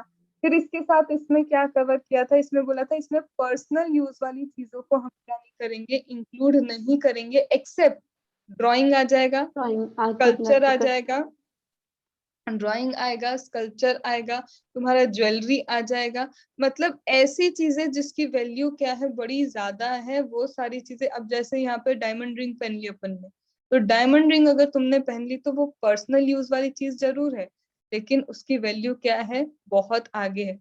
तो यहाँ पे इन शॉर्ट इन्होंने क्या करके रखा था, किसी भी तरह की प्रॉपर्टी को कवर किया, मूवेबल हो इमूवेबल हो, टेंजिबल हो इनटेंजिबल हो, तो यहाँ पे सब कुछ कवर था। पर्सनल एसेट्स कवर नहीं थी, लेकिन पर्सनल एसेट 6 तरह की होती है जो यहाँ पे क्या करके रखी थी, कवर करके रखी थी, कि ये सारी चीजें कवर हो जाएंगी। अब लेकिन हुआ क्या, अब एक केस लॉ ऐसा हुआ कि ये एक कंपनी है हमारी, कहाँ पे, इंडिया में। इंडिया में ये रही मेरी एक कंपनी, इस कंपनी के शेयर्स सीजीपी नाम की एक कंपनी है, ये कंपनी के शेयर्स सीजीपी नाम की एक क्या है, कंपनी है। उसने क्या किया, सपोज करो 51% से ज्यादा शेयर्स किसने होल्ड करके रखे, इसने, और ये कहाँ पे, मॉरिशस में ये कंपनी है। ठीक है, अब सीजीपी ने क्या किया, इस कंपनी के शेयर्स को क्या करा, सेल कर। ये सीजीपी क्या है, देखो इंडिया इसकी सब्सिडी हो गई। सीजीपी क्या है, 100% सब्सिडरी है नीदरलैंड की एक कंपनी की। यहाँ पे क्या है, नीदरलैंड है, नीदरलैंड की एक कंपनी की ये क्या है, 100% सब्सिडी। मतलब समझ रहे हो, मैं किसी और की सब्सिडरी, मैं क्या हूँ, इसकी सब्सिडरी हूँ, 51% ये होल्ड करता है। और ये जो है, ये किसी और की सब्सिडरी है जो पूरा 100% इसमें क्या रखता है, होल्डिंग। तो इनडायरेक्टली मैं भी उसके कंट्रोल में ही हूँ, इनडायरेक्टली तो क्या है, मैं भी उसके कंट्रोल में हूँ। तो यहाँ पे इसको और नॉर्मल देखो तो ये ग्रैंड पेरेंट, ये पेरेंट और चाइल्ड, हम इनके कंट्रोल में, और ये इनके कंट्रोल में, तो इनडायरेक्टली हम ग्रैंड पेरेंट के कंट्रोल में तो है ही है। ठीक है, तो अब ये बोलता है, इसने, किसने मैम, ये जो नीदरलैंड वाली कंपनी है, इसने क्या किया, इसने ये सीजीपी को सेल किया। इसने इंडिया की कोई कंपनी नहीं, इंडिया के कोई शेयर सेल नहीं किए, इसने इस सीजीपी को क्या कर दिया, ये सीजीपी के पूरे शेयर्स उठाए और उठा के किसी और को दे दिए। ये पूरे के पूरे सीजीपी के शेयर्स उठाए और उठा के किसको दे दिए, किसी और को दे दिए, जिसके कारण फिर क्या हुआ, इंडिया में वोडाफोन आया। तो मतलब किसी और को दे दिए। लेट से अभी मुझे उस कंपनी का थोड़ा नाम याद नहीं आ रहा है, तो मान लेते हैं ए लिमिटेड को उसने क्या दे दिए, वो शेयर्स दे दिए। अब हुआ क्या, इंडिया में एओ बोलता है कि रुको, तुमने पता है क्या किया है, बोले बताओ हमने ऐसा क्या किया है। तो इंडिया में बोलता है कि देखो तुमने एक्चुअल में क्या किया है, इंडियन कंपनी के कंट्रोल एंड मैनेजमेंट को ट्रांसफर किया। तुमने क्या किया है, इंडियन कंपनी के कंट्रोल एंड मैनेजमेंट को ट्रांसफर किया है। किसको बोल रहा है, नीदरलैंड को। बोलता है नीदरलैंड, जब तुमने इंडियन कंपनी के कंट्रोल एंड मैनेजमेंट को ट्रांसफर किया, ठीक है, ये लोग क्या करेंगे, पेमेंट जब तुम्हें करेंगे, तुम्हें टीडीएस भी क्या करना चाहिए था, टीडीएस टैक्स यहाँ पे क्या करना चाहिए था, इंडिया में पे करना चाहिए था। नीदरलैंड बोलता है मैं किस बेसिस पे क्या करूं, यहाँ पे टैक्स पे करूं। मुझे तो नहीं लगता कि मैंने इंडिया के कोई शेयर्स यहाँ पे सेल या परचेस किए। मैंने तो मेरी सीजीपी कंपनी जो मॉरिशस में, उसको क्या किया, डायरेक्टली ट्रांसफर किया। मैंने कब इंडिया के शेयर्स ट्रांसफर किए, मैंने तो ऐसा कुछ नहीं किया। तो बोलते नहीं, ये इनडायरेक्ट तुमने क्या किया, ट्रांसफर किया। इंडियन कंपनी के कंट्रोल एंड मैनेजमेंट को तुमने क्या करा है, यहाँ पे ट्रांसफर किया है। तो यहाँ पे तुम्हें इंडिया में क्या करना पड़ेगा, टैक्स पे करना पड़ेगा। तो ए लिमिटेड को बोलते जब तुमने इसको पेमेंट किया था, तुम टीडीएस काट लेते। बोले मैं किस बेसिस पे टीडीएस काटू, हमने थोड़ा ना इंडिया की कंपनी के किसी भी चीज को छेड़ा है, हमने तो मॉरिशस की कंपनी को खरीदा है, हम क्यों टीडीएस डिडक्ट करेंगे। तो ये केस लॉ कहाँ गया, ये केस लॉ आगे गया। आगे मतलब पहले हाई कोर्ट में गया। हाई कोर्ट ने पहली बार मतलब सही डिसीजन हाई कोर्ट का ही था।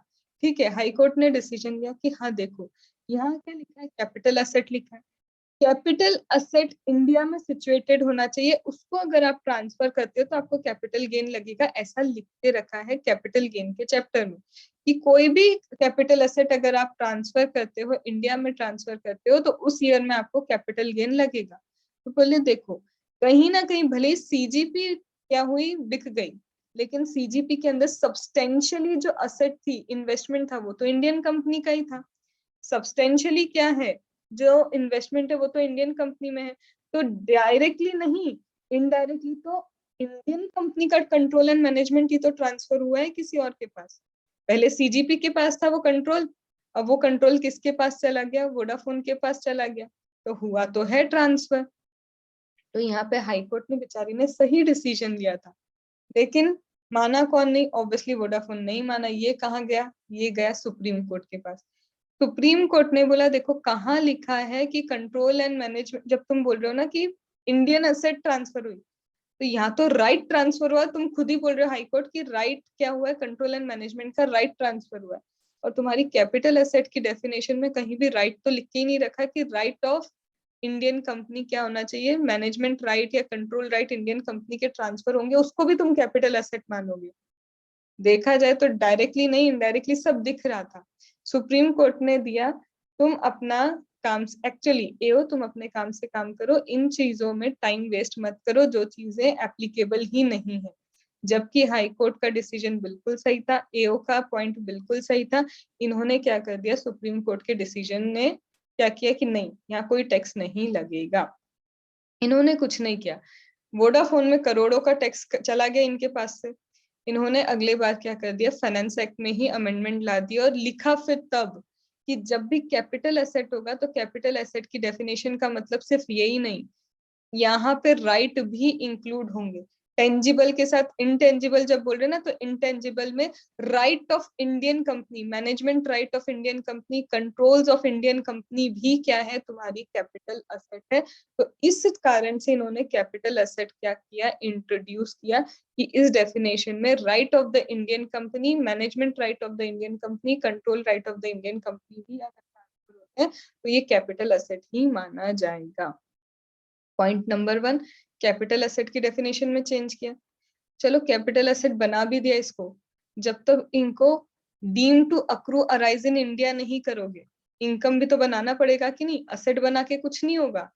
इनकम बनाना था तो सेक्शन नंबर 5 में लिखा कि जब भी एक फॉरेन कंपनी दूसरी फॉरेन कंपनी को असेट ट्रांसफर करती, जब भी एक फॉरेन कंपनी दूसरी फॉरेन कंपनी को असेट ट्रांसफर करती है और उस फॉरेन कंपनी का सब्सटेंशियल इनकम किससे डिराइव होता है, इंडियन कंपनी से डिराइव होता है, तो वो ट्रांसफर माना जाएगा। Are you getting? तो फिर यहाँ पे ये चीज को भी इंक्लूड किया, और इस चीज को यहाँ क्यों लिखा सेक्शन 9 में, अगर ऐसा कोई ट्रांसफर होता है तो ये income deem to accrue arise in India मानी जाएगी। फिर इस पे ये लोग क्या लगा सकते हैं, टैक्स। तो देखो जैसे जीएसटी में होता है ना, पहले सप्लाई कंसिडर करो तब जाके तुम टैक्स लगा पाओगे। यहाँ पहले इनकम तो बनाओ उसको, इनकम बनाने के लिए इसको पहले कैपिटल एसेट बनाना पड़ा, तो हमने कैपिटल एसेट की डेफिनेशन अमेंड करके लिखा कि इसमें राइट्स क्या है, राइट अगर ट्रांसफर होते हैं वो भी कैपिटल एसेट। फिर इनकम डीम करने के लिए सेक्शन 9 में लिखा कि अगर एक फॉरेन कंपनी दूसरे फॉरेन कंपनी को असेट्स ट्रांसफर करती है और उसमें अगर सब्सटेंशियली उसकी होल्डिंग इंडियन कंपनी में हो रही है तो ये क्या है, ट्रांसफर माना जाएगा, और ये income deem to accrue arise in India मानी जाएगी। तो इनकम डीम टू अक्रू कर दिया, अब इस पे क्या कर सकते हैं ये लोग, टैक्सेस ले सकते हैं। क्या ये बात समझ में आई इनडायरेक्ट ट्रांसफर वाली? एक बार पहले इनडायरेक्ट ट्रांसफर को रीड करो, इसमें है ना, इसने लिमिट दे के रखी है। बोलता है हर इनडायरेक्ट ट्रांसफर को ऐसा नहीं बोल देंगे कि आओ आओ तुम लोग क्या करो इंडिया में टैक्स करो। एक मिनट रुको, इधर सुनो। बोलते हैं हर एक को हम ऐसा नहीं बोलेंगे कि आओ भैया इंडिया में तुमको टैक्स पे करना पड़ेगा, नहीं।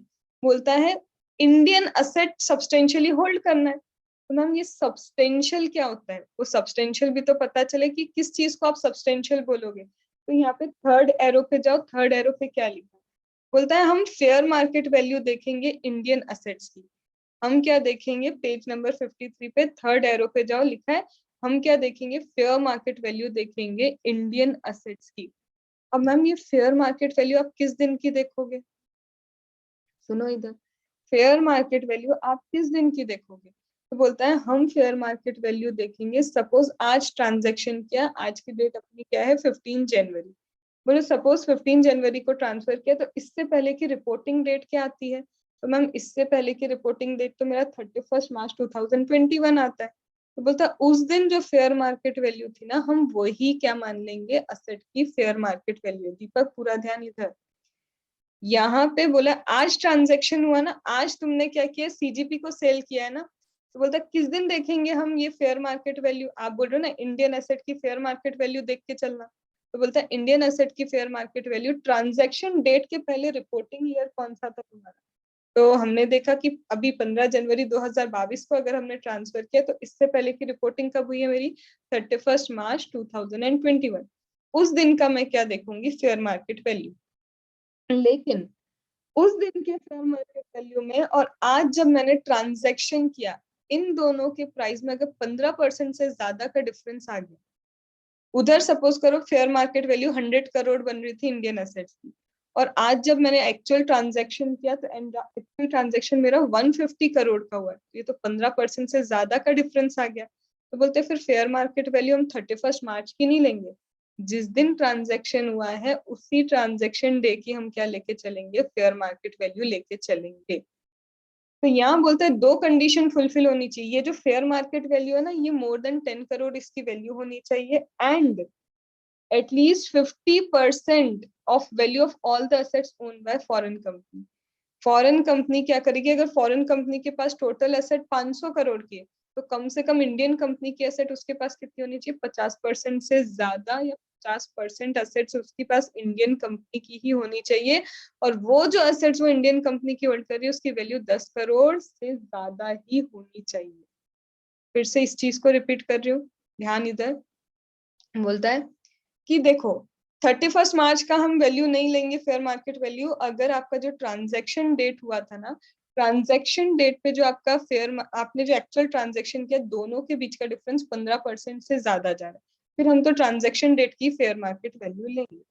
अब बोलता है कि दो कंडीशन फुलफिल करोगे तभी ये क्या इनडायरेक्ट ट्रांसफर तुम पे एप्लीकेबल होगा। बोलता है ये जो फेयर मार्केट वैल्यू है ना एसेट की, जो तुमने अब ट्रांजैक्शन डेट की ली होगी या फिर एज द केस में भी 31 मार्च की ली होगी, वो सबसे पहले 10 करोड़ से ऊपर होनी चाहिए, इक्वल टू 10 करोड़ नहीं, उसकी वैल्यू क्या होनी चाहिए, ग्रेटर देन 10 करोड़ होनी चाहिए। एंड ये जितनी भी वैल्यू निकल रही है वो उन असेट्स की निकल रही है जो फॉरेन कंपनी कम से कम 50% से ज्यादा इंडियन असेट्स को होल्ड करेगी।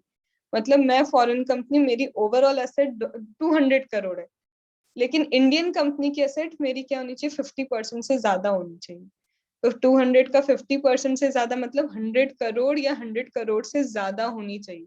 और ये जितनी भी मेरी असेट्स है उसकी ओवरऑल वैल्यू कितनी निकलनी चाहिए, या तो 10 करोड़ से ऊपर ही निकलेगी, दोनों कंडीशन फुलफिल होगी, तब जाके हम क्या बोलेंगे कि हाँ भैया सब्सटेंशियल इंटरेस्ट इंडियन कंपनी में था। क्या ये पॉइंट समझ में आया कि डाउट है? आया। अब बोलते ऐसे तो मैम अगर हम लोग क्या करेंगे, ट्रांसफर वगैरह करेंगे तो हर कोई बोलेगा कि नहीं नहीं यहाँ पे तो क्या चल रहा है, यहाँ पे तो आप आओ हे नॉन रेसिडेंट, तुम और इंडिया में आके क्या करके जाओ, टैक्स पे करो। बोलते नहीं, अगर एक नॉन रेसिडेंट का सिर्फ 5% क्या है, होल्डिंग है इंडियन कंपनी, एक नॉन रेसिडेंट है इंडिया में सिर्फ 5% होल्ड करता है, और वो 5% होल्ड करने के साथ साथ उसका मैनेजमेंट में कोई राइट ही नहीं, कुछ मैनेजमेंट करने का काम उसका नहीं है, कोई राइट नहीं दिया मैनेजमेंट एंड कंट्रोल का, तो ऐसा नॉन रेसिडेंट अगर इंडियन कंपनी के ऐसे ट्रांसफर भी करता है तो क्या नहीं लगेगा, इसको हम deem to accrue arise in India नहीं मानेंगे। तो एक पर्सन अगर 5% भी होल्ड करता है, क्या कहाँ पे, इंडियन कंपनी में नॉन रेसिडेंट होल्ड कर रहा है, वो अगर इस शेयर्स को ट्रांसफर करेगा, तो ट्रांसफर कर भी रहा है तो चलेगा, इसको डीम टू अक्रू अराइज नहीं मानेंगे अगर उसका कोई मैनेजमेंट राइट नहीं था पिछले 12 महीनों में। जिस दिन ट्रांसफर किया उससे पहले के 12 महीने में अगर कोई मैनेजमेंट राइट है ही नहीं भाई साहब का, तो यहाँ पे deem to accrue arise in India नहीं माना जाएगा। अब इनडायरेक्ट ट्रांसफर पूरा पढ़ो, और इससे अच्छा अगर अभी की अभी है तो पीडीएफ अभी शेयर कर दो। अभी है क्या बुक तुम्हारे पास? यस तो उसका पीडीएफ अभी शेयर कर दो, उसको पढ़ने के बाद इसको पढ़ोगे तो ज्यादा इजी पड़ेगा तुमको। अभी शेयर कर दो पीडीएफ, तब तक तुम लोग इनडायरेक्ट ट्रांसफर इससे कोशिश करो, पढ़ो, समझ में आ जाएगा। मैंने बोला पूरा उसी बुक का है। कैसे लगे कॉन्सेप्ट सेक्शन नंबर 9 के? इसको रिवाइज करना, क्योंकि मेरा पास्ट एक्सपीरियंस ये है, स्टूडेंट्स को सबसे दुख लगता है एनआर टैक्सेशन में, बाकी सब आता है, एनआर में कंफ्यूजन चालू होता है।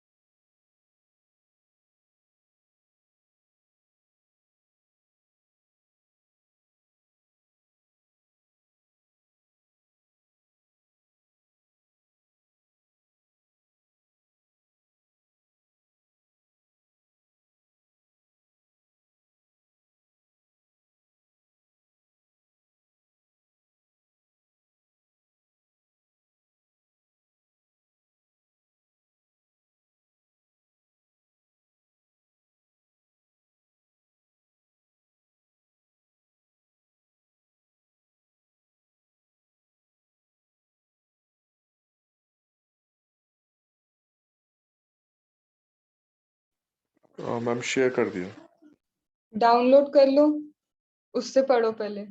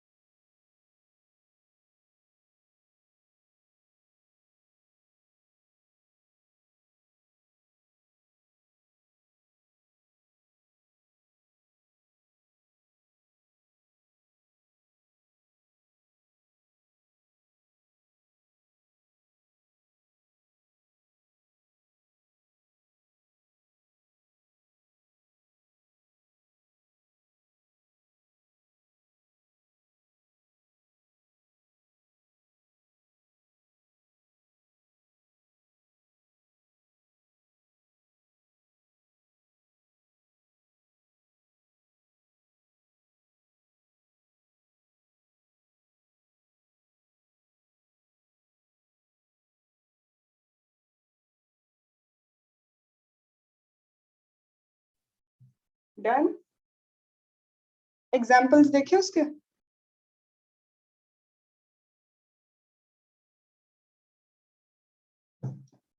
अब अगर उसकी थ्योरी पढ़ी ना, तो अब एग्जाम्पल इससे देखो अपनी नई बुक से। एग्जाम्पल लिखा है ना, ऑरेंज लिमिटेड है यूएस बेस्ड कंपनी। अब इस पे से देख सकते हो।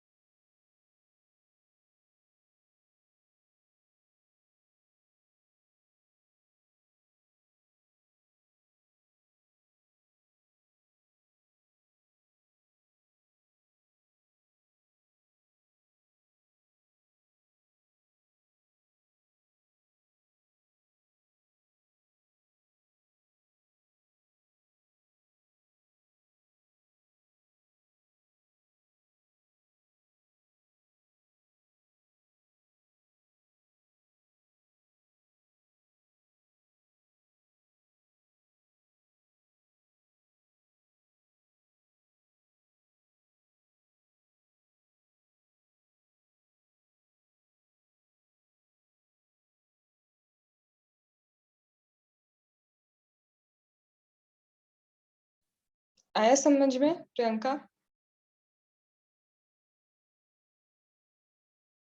दीपक, मेहताब हुआ? मैम हम्म। मैम मुझे ना जाना पड़ेगा अभी। मेरी बेटी रो रही है, उसकी थोड़ी तबीयत ठीक नहीं है। चलेगा, सॉरी। चलेगा।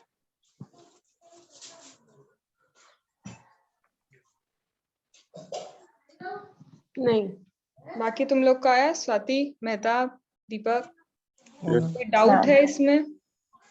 हम्म, प्रपोर्शनेट समझ में आ गया कि प्रपोर्शनेट ही टैक्सेबल होगा। जितना इंडिया की एसेट है उसके अकॉर्डिंग उस पर टैक्स लेंगे, पूरे उसके ओवरऑल ट्रांजैक्शन पे टैक्स नहीं लेते।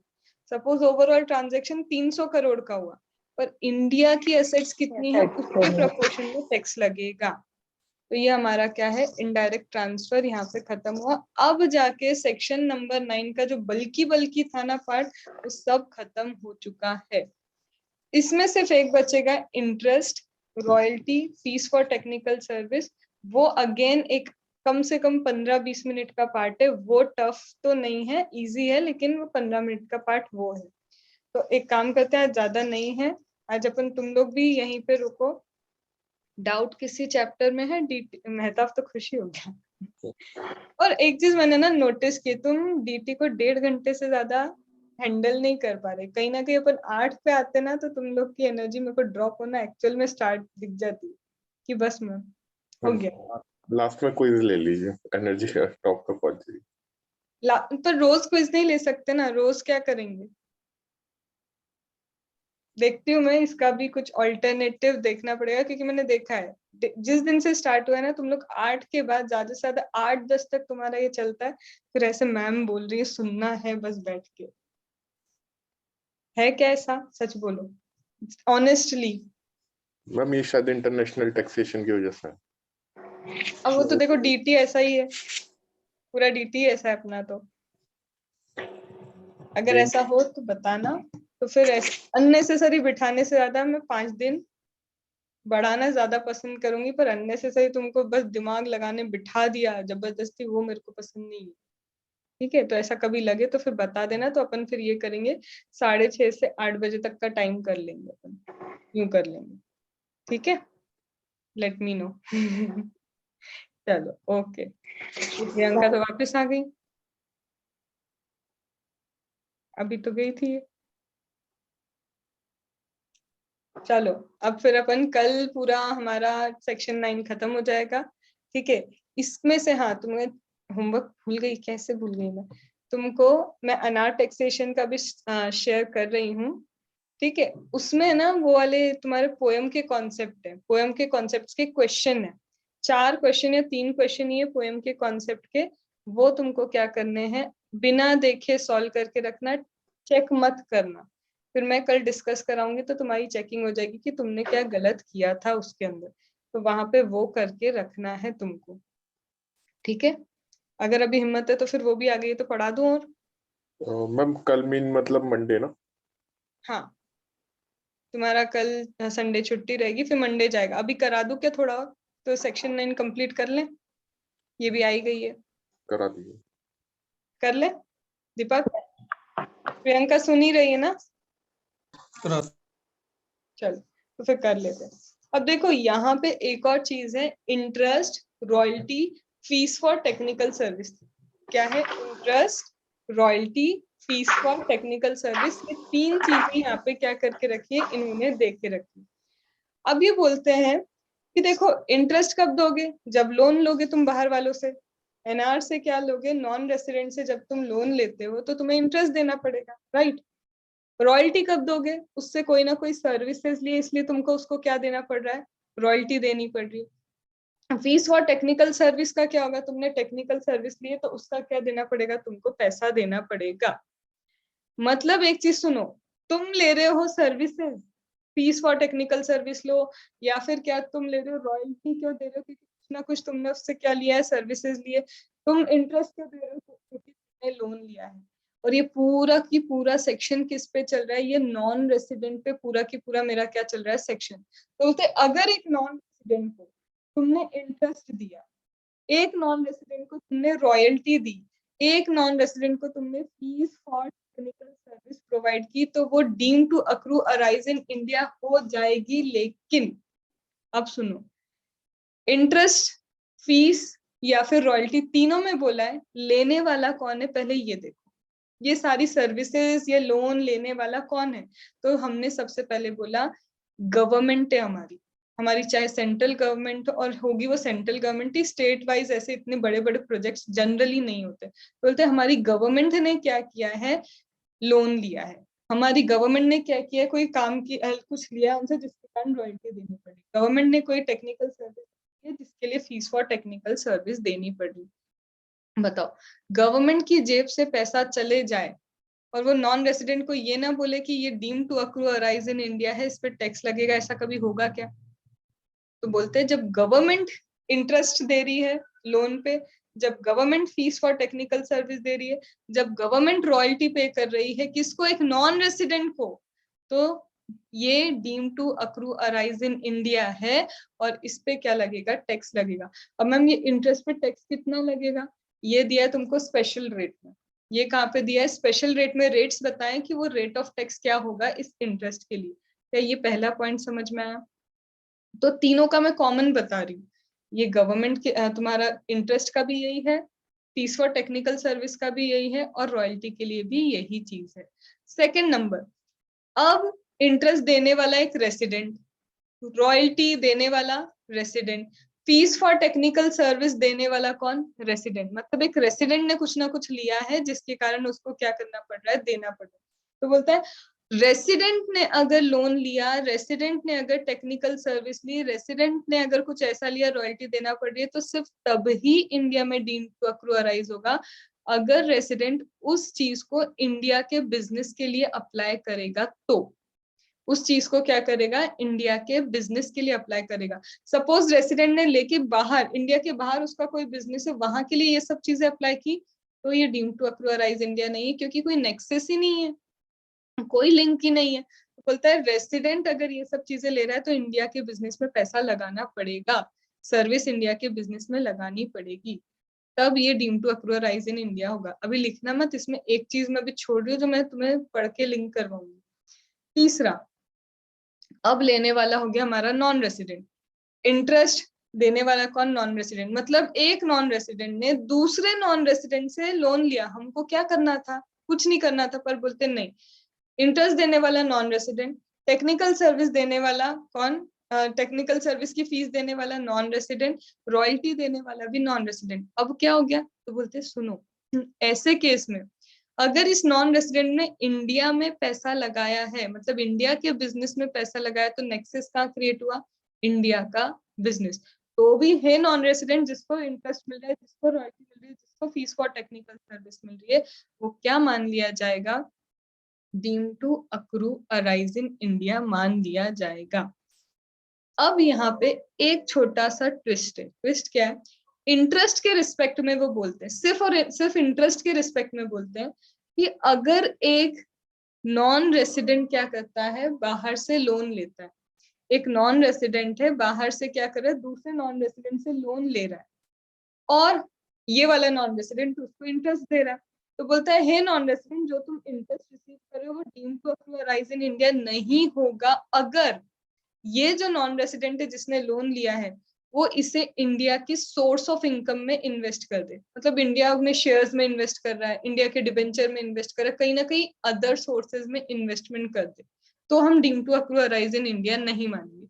क्यों, रॉयल्टी अगर वो सब इंटरेस्ट में लिखा है कि सोर्स ऑफ इनकम अगर इंडिया में आ जाए तो यहाँ पे deemed to accrue arise in India नहीं होगा। लेकिन अगर मैं रॉयल्टी और टेक्निकल सर्विस की बात करूँ तो बोलता है एक नॉन रेसिडेंट दूसरे नॉन रेसिडेंट को क्या कर रहा है, रॉयल्टी वगैरह का पेमेंट कर रहा है, बोलता है अगर उसने इस रॉयल्टी को किसी सोर्स ऑफ इनकम में यूज किया है, ये जो टेक्निकल सर्विस है किसी सोर्स ऑफ इनकम में यूज की, तब भी ये क्या है, deemed to accrue arise in India है। लेकिन इंटरेस्ट में ऐसा नहीं। क्यों, क्योंकि ये लोग चाहते हैं कि दूसरे नॉन रेसिडेंट क्या करे, बाहर से लोन ले और इंडिया में इन्वेस्टमेंट करो, तुम आओ और इंडिया में इन्वेस्टमेंट करो, हम तुमको deemed to accrue arise in India नहीं मानेंगे। तो ये चाहते हैं फॉरेन डायरेक्ट इन्वेस्टमेंट बढ़ना चाहिए। तो अगर एक नॉन रेसिडेंट बाहर से लोन लेके इंडिया में सोर्स ऑफ इनकम भी क्या करता है, क्रिएट करता है, तो चलेगा, ये deemed to accrue arise India नहीं है। पर अगर रॉयल्टी में ऐसा हो रहा है, अदर सोर्सेज इनकम तुम क्रिएट कर रहे हो, टेक्निकल सर्विस में अदर सोर्स इनकम क्रिएट करो, तब इनको दिक्कत है, तब तो ये deemed to accrue arise in India होगी ही होगी दूसरे नॉन रेसिडेंट के लिए। क्या ये बात समझ में आई? तो अब अगर तुम अलग अलग इंटरेस्ट को पढ़ोगे, अलग रॉयल्टी को पढ़ोगे, अलग फीस फॉर टेक्निकल सर्विस को पढ़ोगे तो कंफ्यूजन होता है, पर तीनों के पॉइंट सेम है। बस एक छोटा सा डिफरेंस ये इंटरेस्ट में ही था कि इंटरेस्ट सोर्स ऑफ इनकम को भी अलाउ करता है, कि हम इसको deemed to accrue arise in India नहीं मानेंगे अगर आपने उस लोन को इंडिया में शेयर परचेस करने के लिए अदर सोर्सेज में लगा लिया है तो। अब इसका पेज नंबर कहाँ है मेरे को बताओगे?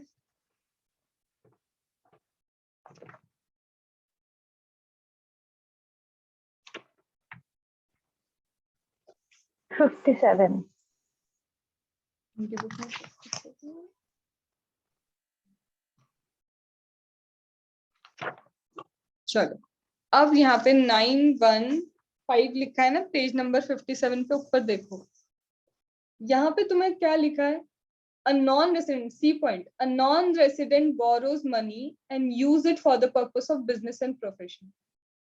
मनी बोरो करके बिजनेस प्रोफेशन में लगा रहा है, हाँ ये deemed to accrue arise in India. पर अब बी पॉइंट पढ़ो, अगर रेसिडेंट मनी बोरो करके इंडिया के बाहर के बिजनेस में लगाता है या इंडिया के बाहर की किसी इनकम में लगाता है, ऊपर तो इनकम भी लिखा है, रेसिडेंट तुम बाहर से ले रहे हो क्या लोन, और बाहर क्या कर रहे हो, किसी बिजनेस में लगा रहे हो या उसकी सोर्स ऑफ इनकम में भी लगा रहे हो। देखो नीचे source of income word cover नहीं किया उन्होंने, एनआर के लिए नहीं करा, मतलब ये deemed to accrue arise in India नहीं होगा अगर तुम सोर्स ऑफ इनकम में लगाते हो तो। पर जब रॉयल्टी वाले पे आओ, नीचे ही नीचे देखो तुमको रॉयल्टी में सी पॉइंट दिया है, अगर एक नॉन रेसिडेंट ट्रांसफर करता है right, use of property, information और उससे यूटिलाइज करता है बिजनेस प्रोफेशन में या फिर सोर्स ऑफ इनकम में। तो रॉयल्टी तो सोर्स ऑफ इनकम भी लगा दिया ना नॉन रेसिडेंट ने, तो भी क्या है deemed to accrue arise in India मान ली जाएगी। क्या ये बात समझ में आई? अब मैम इंटरेस्ट तो समझ में आता है क्या होता है, लेकिन ये रॉयल्टी क्या होती है, ये फीस फॉर टेक्निकल सर्विस क्या होती है? तो देखो फीस फॉर टेक्निकल सर्विस कुछ भी नहीं, टेक्निकली जो आप क्या करते हो मैनेजरियल सर्विसेज ले लेते हो, टेक्निकल नेचर की कोई भी सर्विस। लेकिन यहाँ पे ये पूछते हैं पूरा पूरा कॉन्सेप्ट किसका, रॉयल्टी का। तुमको पता करना होगा भाई ये सामने वाली चीज रॉयल्टी है भी या नहीं है, ये पता करना पड़ता है। तो रॉयल्टी क्या होता है सुनना, रॉयल्टी इंस्टॉलमेंट में पे हो सकती है, हाँ। रॉयल्टी लमसम पे हो सकती है, हाँ। लेकिन ऐसी रॉयल्टी जो कैपिटल गेन में टैक्सेबल हो जाए, ऐसी रॉयल्टी जो कैपिटल गेन में टैक्सेबल हो जाए, क्योंकि कैपिटल गेन में भी राइट टू यूज को क्या बोला है, ट्रांसफर ऑफ कैपिटल एसेट बोला है, आज ही पढ़ा अपन ने। अगर इसको वहां पे कवर कर रहे रॉयल्टी को, तो फिर यहाँ पे ये रॉयल्टी इधर नहीं आएगी, यहाँ पे फिर टैक्सेबल नहीं होगी, क्योंकि ऑलरेडी कैपिटल एसेट में वो टैक्सेबल हो ही जाएगी। तो रॉयल्टी इंस्टॉलमेंट में भी पे हो सकती है, रॉयल्टी लमसम भी पे हो सकती है। ऐसी रॉयल्टी जो कैपिटल गेन में चली गई वो यहाँ पे बिजनेस प्रोफेशन और इधर वाले में टैक्सेबल नहीं होगी। अब हम रॉयल्टी होता क्या है, तो बोलते हैं रॉयल्टी बोलते हैं, यहाँ पे पेज नंबर 58 का ये पूरा रॉयल्टी का ही सेगमेंट देके रखा है। पॉइंट नंबर 1 देखो लिखा है कि अगर हम रॉयल्टी पे कर रहे हैं, लमसम रॉयल्टी पे कर रहा है एक रेसिडेंट नॉन रेसिडेंट को कंप्यूटर सॉफ्टवेयर यूज करने के लिए, और उसके साथ कंप्यूटर हार्डवेयर भी मिलता है, सेंट्रल गवर्नमेंट ने अप्रूव किया। सुनना, हम कौन, रेसिडेंट, किसको पे कर रहे हैं, नॉन रेसिडेंट को। एक रेसिडेंट दूसरे नॉन रेसिडेंट को रॉयल्टी लमसम पे कर रहे हैं। क्यों? क्योंकि हमने सेंट्रल गवर्नमेंट के अप्रूवल से एक कॉन्ट्रैक्ट करके रखा कि वो हमें सॉफ्टवेयर भी देंगे, वो हमें हार्डवेयर भी देंगे। तो जब भी हम हार्डवेयर और सॉफ्टवेयर साथ लेते हैं और सेंट्रल गवर्नमेंट अप्रूव करता है, तो इसे deem to accrue arise in India नहीं माना जाता। गवर्नमेंट का इंडिया को टेक्नोलॉजिकल इंप्रूवमेंट की जरूरत होगी, तब गवर्नमेंट अप्रूव करती कि बाहर से सॉफ्टवेयर भी लो, हार्डवेयर भी लो। अगर बाहर से लेने वाले सॉफ्टवेयर हार्डवेयर को तुमने इनकम बना दिया, तो वो लोग तुमको सेल क्यों करेंगे? एक तो वो तुमको क्या दे, टैक्सेस भी भरे, उसके बाद तुम उनकी ही इनकम इंडिया में टैक्सेबल कर दोगे, तो वो कभी भी तुमको फिर सेल नहीं करेंगे। तो बोल रहे अगर रॉयल्टी लमसम है, सेंट्रल गवर्नमेंट ने अप्रूव भी करके रखा है, रॉयल्टी लमसम है, सेंट्रल गवर्नमेंट ने अप्रूवल दिया है, और सॉफ्टवेयर नहीं अकेला, सॉफ्टवेयर हार्डवेयर दोनों है, मतलब इंडिया में नहीं अप्रूवल आया इन चीजों का कि वहां से बाहर से ले लो, तो इस केस में deem to accrue arise in India नहीं होगा। तो मैम कब कब deem to accrue arise in India होगा? एक तो ये हो गया central government state government approve करिए सॉफ्टवेयर और हार्डवेयर को, और यहाँ पे लमसम रॉयल्टी। दूसरा, ऑलरेडी रॉयल्टी कहाँ हो गई, कैपिटल गेन में टैक्सेबल हो चुकी है, तो भी हम यहाँ पे नहीं ले सकते हैं। अब इसके बाद सेकंड नंबर पॉइंट वही है कि मैम वॉइस इशू, नहीं, हाँ वॉइस इशू। अभी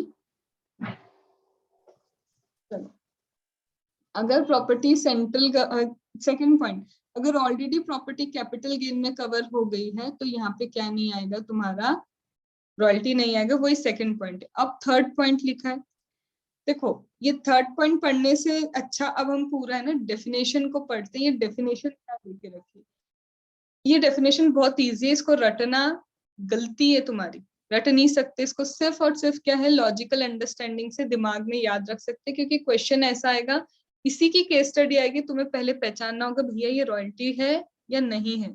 रॉयल्टी होगी फिर तुम बताओगे deem to accrue arise in India है, और इस पे क्या लगेगा, टैक्स लगेगा। मैम रॉयल्टी पे टैक्स कितना लगता है? रॉयल्टी का टैक्स अगेन कहाँ देके रखा है, स्पेशल रेट ऑफ टैक्स में देके रखा है कि वहां पे कितना टैक्स लगाओगे। तो सबसे पहले देखो, हाईलाइट करते जाना, हाइलाइटर उठा लो, ले लिया हाइलाइटर? चलो, सबसे पहले लिखा है, जो वर्ड बोलो सिर्फ उसी वर्ड को हाईलाइट करना और किसी चीज को हाईलाइट मत करना। बोलते हैं ट्रांसफर कर रहे हो ऑल और any rights, in respect of patent, invention, design, model, secret formula, trademark या सिमिलर प्रॉपर्टी। ठीक है, अब सिर्फ हाईलाइट करो राइट और ट्रांसफर को। ट्रांसफर एंड राइट, ये दो वर्ड हाईलाइट होंगे। ट्रांसफर कर रहे हो किसको? राइट्स को। और इतना सब कुछ जो इन्होंने लिखा उसकी जगह सिर्फ ऊपर लिखो इंटेंजिबल असेट। ये सारी तुम्हें दिख रहा है, पेटेंट, इन्वेंशन, कॉपीराइट, ये सब क्या है? इंटेंजिबल एसेट्स ही हैं। तो तुम अगर क्या करते हो, राइट ट्रांसफर करते हो किसी इंटेंजिबल असेट का, किसी भी इंटेंजिबल असेट का राइट ट्रांसफर करोगे, वो रॉयल्टी है। दूसरा लिखा है इम्पार्टिंग एनी इंफॉर्मेशन, सिर्फ हाईलाइट इम्पार्टिंग इंफॉर्मेशन। अगर इन्हीं इंटेंजिबल असेट्स में से कोई इंफॉर्मेशन निकालते हो, वो भी क्या है? रॉयल्टी। तो ऊपर क्या लिखा अपन ने? ट्रांसफर कर रहे हो इंटेंजिबल का, राइट ट्रांसफर कर रहे हो, वो भी रॉयल्टी है। और इसी इंटेंजिबल में से कोई इंफॉर्मेशन निकाल रहे हो, वो भी क्या है? रॉयल्टी है। समझ में आ रहा है? इजी वे में सिर्फ कितने पॉइंट्स छोटे हैं वो याद करना। फिर third, use of any patent, invention. अब किसको हाईलाइट करोगे? सिर्फ यूज, मतलब इंटेंजिबल प्रॉपर्टी को यूज करने दो तो भी रॉयल्टी है, राइट्स भी रॉयल्टी है, इम्पार्टिंग ऑफ इंफॉर्मेशन भी क्या है? रॉयल्टी है। बाकी सब सेम है आगे। तो फोर्थ पॉइंट में क्या लिखा है? फिर से इम्पार्ट कर रहे हैं हम इंफॉर्मेशन, फिर से क्या कर रहे हैं? Imparting of information. अब कौन सी information? Technical, industrial, commercial, scientific, knowledge, skill. मतलब यहाँ पे आप क्या कर रहे हो? किसी भी स्किल के ऊपर क्या कर रहे हो? कोई भी स्किल, किसी की टेक्निकल स्किल स्ट्रांग है उससे नॉलेज ले लो, किसी का कमर्शियल स्किल स्ट्रांग है उससे नॉलेज ले लो। तो इम्पार्टिंग इंफॉर्मेशन, और लास्ट में एक्सपीरियंस और स्किल पे सिर्फ हाईलाइट कर लो। किसी के नॉलेज और स्किल के बेसिस पे उससे इंफॉर्मेशन लिए जा रहे हो तो उसके लिए भी तुम्हें उसको रॉयल्टी पे करनी पड़ सकती है। तो इम्पार्टिंग इंफॉर्मेशन, और लास्ट में लिखा है एक्सपीरियंस, नॉलेज, लिखा है एक्सपीरियंस एंड स्किल्स, ये हाईलाइट किया। फिर इसके बाद फिर से यूज या राइट टू यूज या राइट टू यूज कर रहे हो किस चीज को? Industrial, commercial, scientific equipment but not included in 44B। ऐसे कोई इक्विपमेंट जो 44B में इंक्लूड नहीं किए तो नॉट इंक्लूडेड इन 44B सिर्फ कर दो। ऐसे कोई भी इक्विपमेंट को यूज करते हो या उसका राइट ट्रांसफर करते हो जिसको 44BB में इंक्लूड नहीं किया। 44BB एयरलाइंस का होता है, आगे हम करेंगे इसको। डन। देन फिर से ट्रांसफर कर रहे हो राइट्स। ठीक है, अब ये कौन से रिस्पेक्ट में? Copyright, literacy, artistic work, scientific work. यहाँ पे सिर्फ तुमको क्या करना है? फिल्म और वीडियो टेप्स। यहाँ पे सेकंड लाइन पे लिखा है फिल्म और वीडियो टेप। फिल्म और वीडियो टेप बनाने के लिए, या फिर उसके नीचे लिखा है रेडियो ब्रॉडकास्टिंग, जहां से कट किया है ना उन्होंने लाइन को रेड से, उससे जस्ट पहला वर्ड है रेडियो ब्रॉडकास्टिंग। अगर किसी को फिल्म बनाने को दे देते हो, वीडियो टेपिंग करने को देते हो, ब्रॉडकास्टिंग करने को दे रहे हो, ये राइट्स भी अगर तुमने दे दिए, किसी भी चीज के लिए ये राइट्स दियो, चाहे वर्क के लिए दियो, साइंटिफिक वर्क के लिए दियो, किसी भी काम के लिए, बस वीडियो टेपिंग करने को दे दी, रेडियो ब्रॉडकास्टिंग करने को दे दी, या फिर फिल्म बनाने को दे दिया, किसी भी चीज के लिए दे दो ये फिल्म बनाने को, रेडियो कास्टिंग या फिर वीडियो टेप, ये भी क्या है? रॉयल्टी।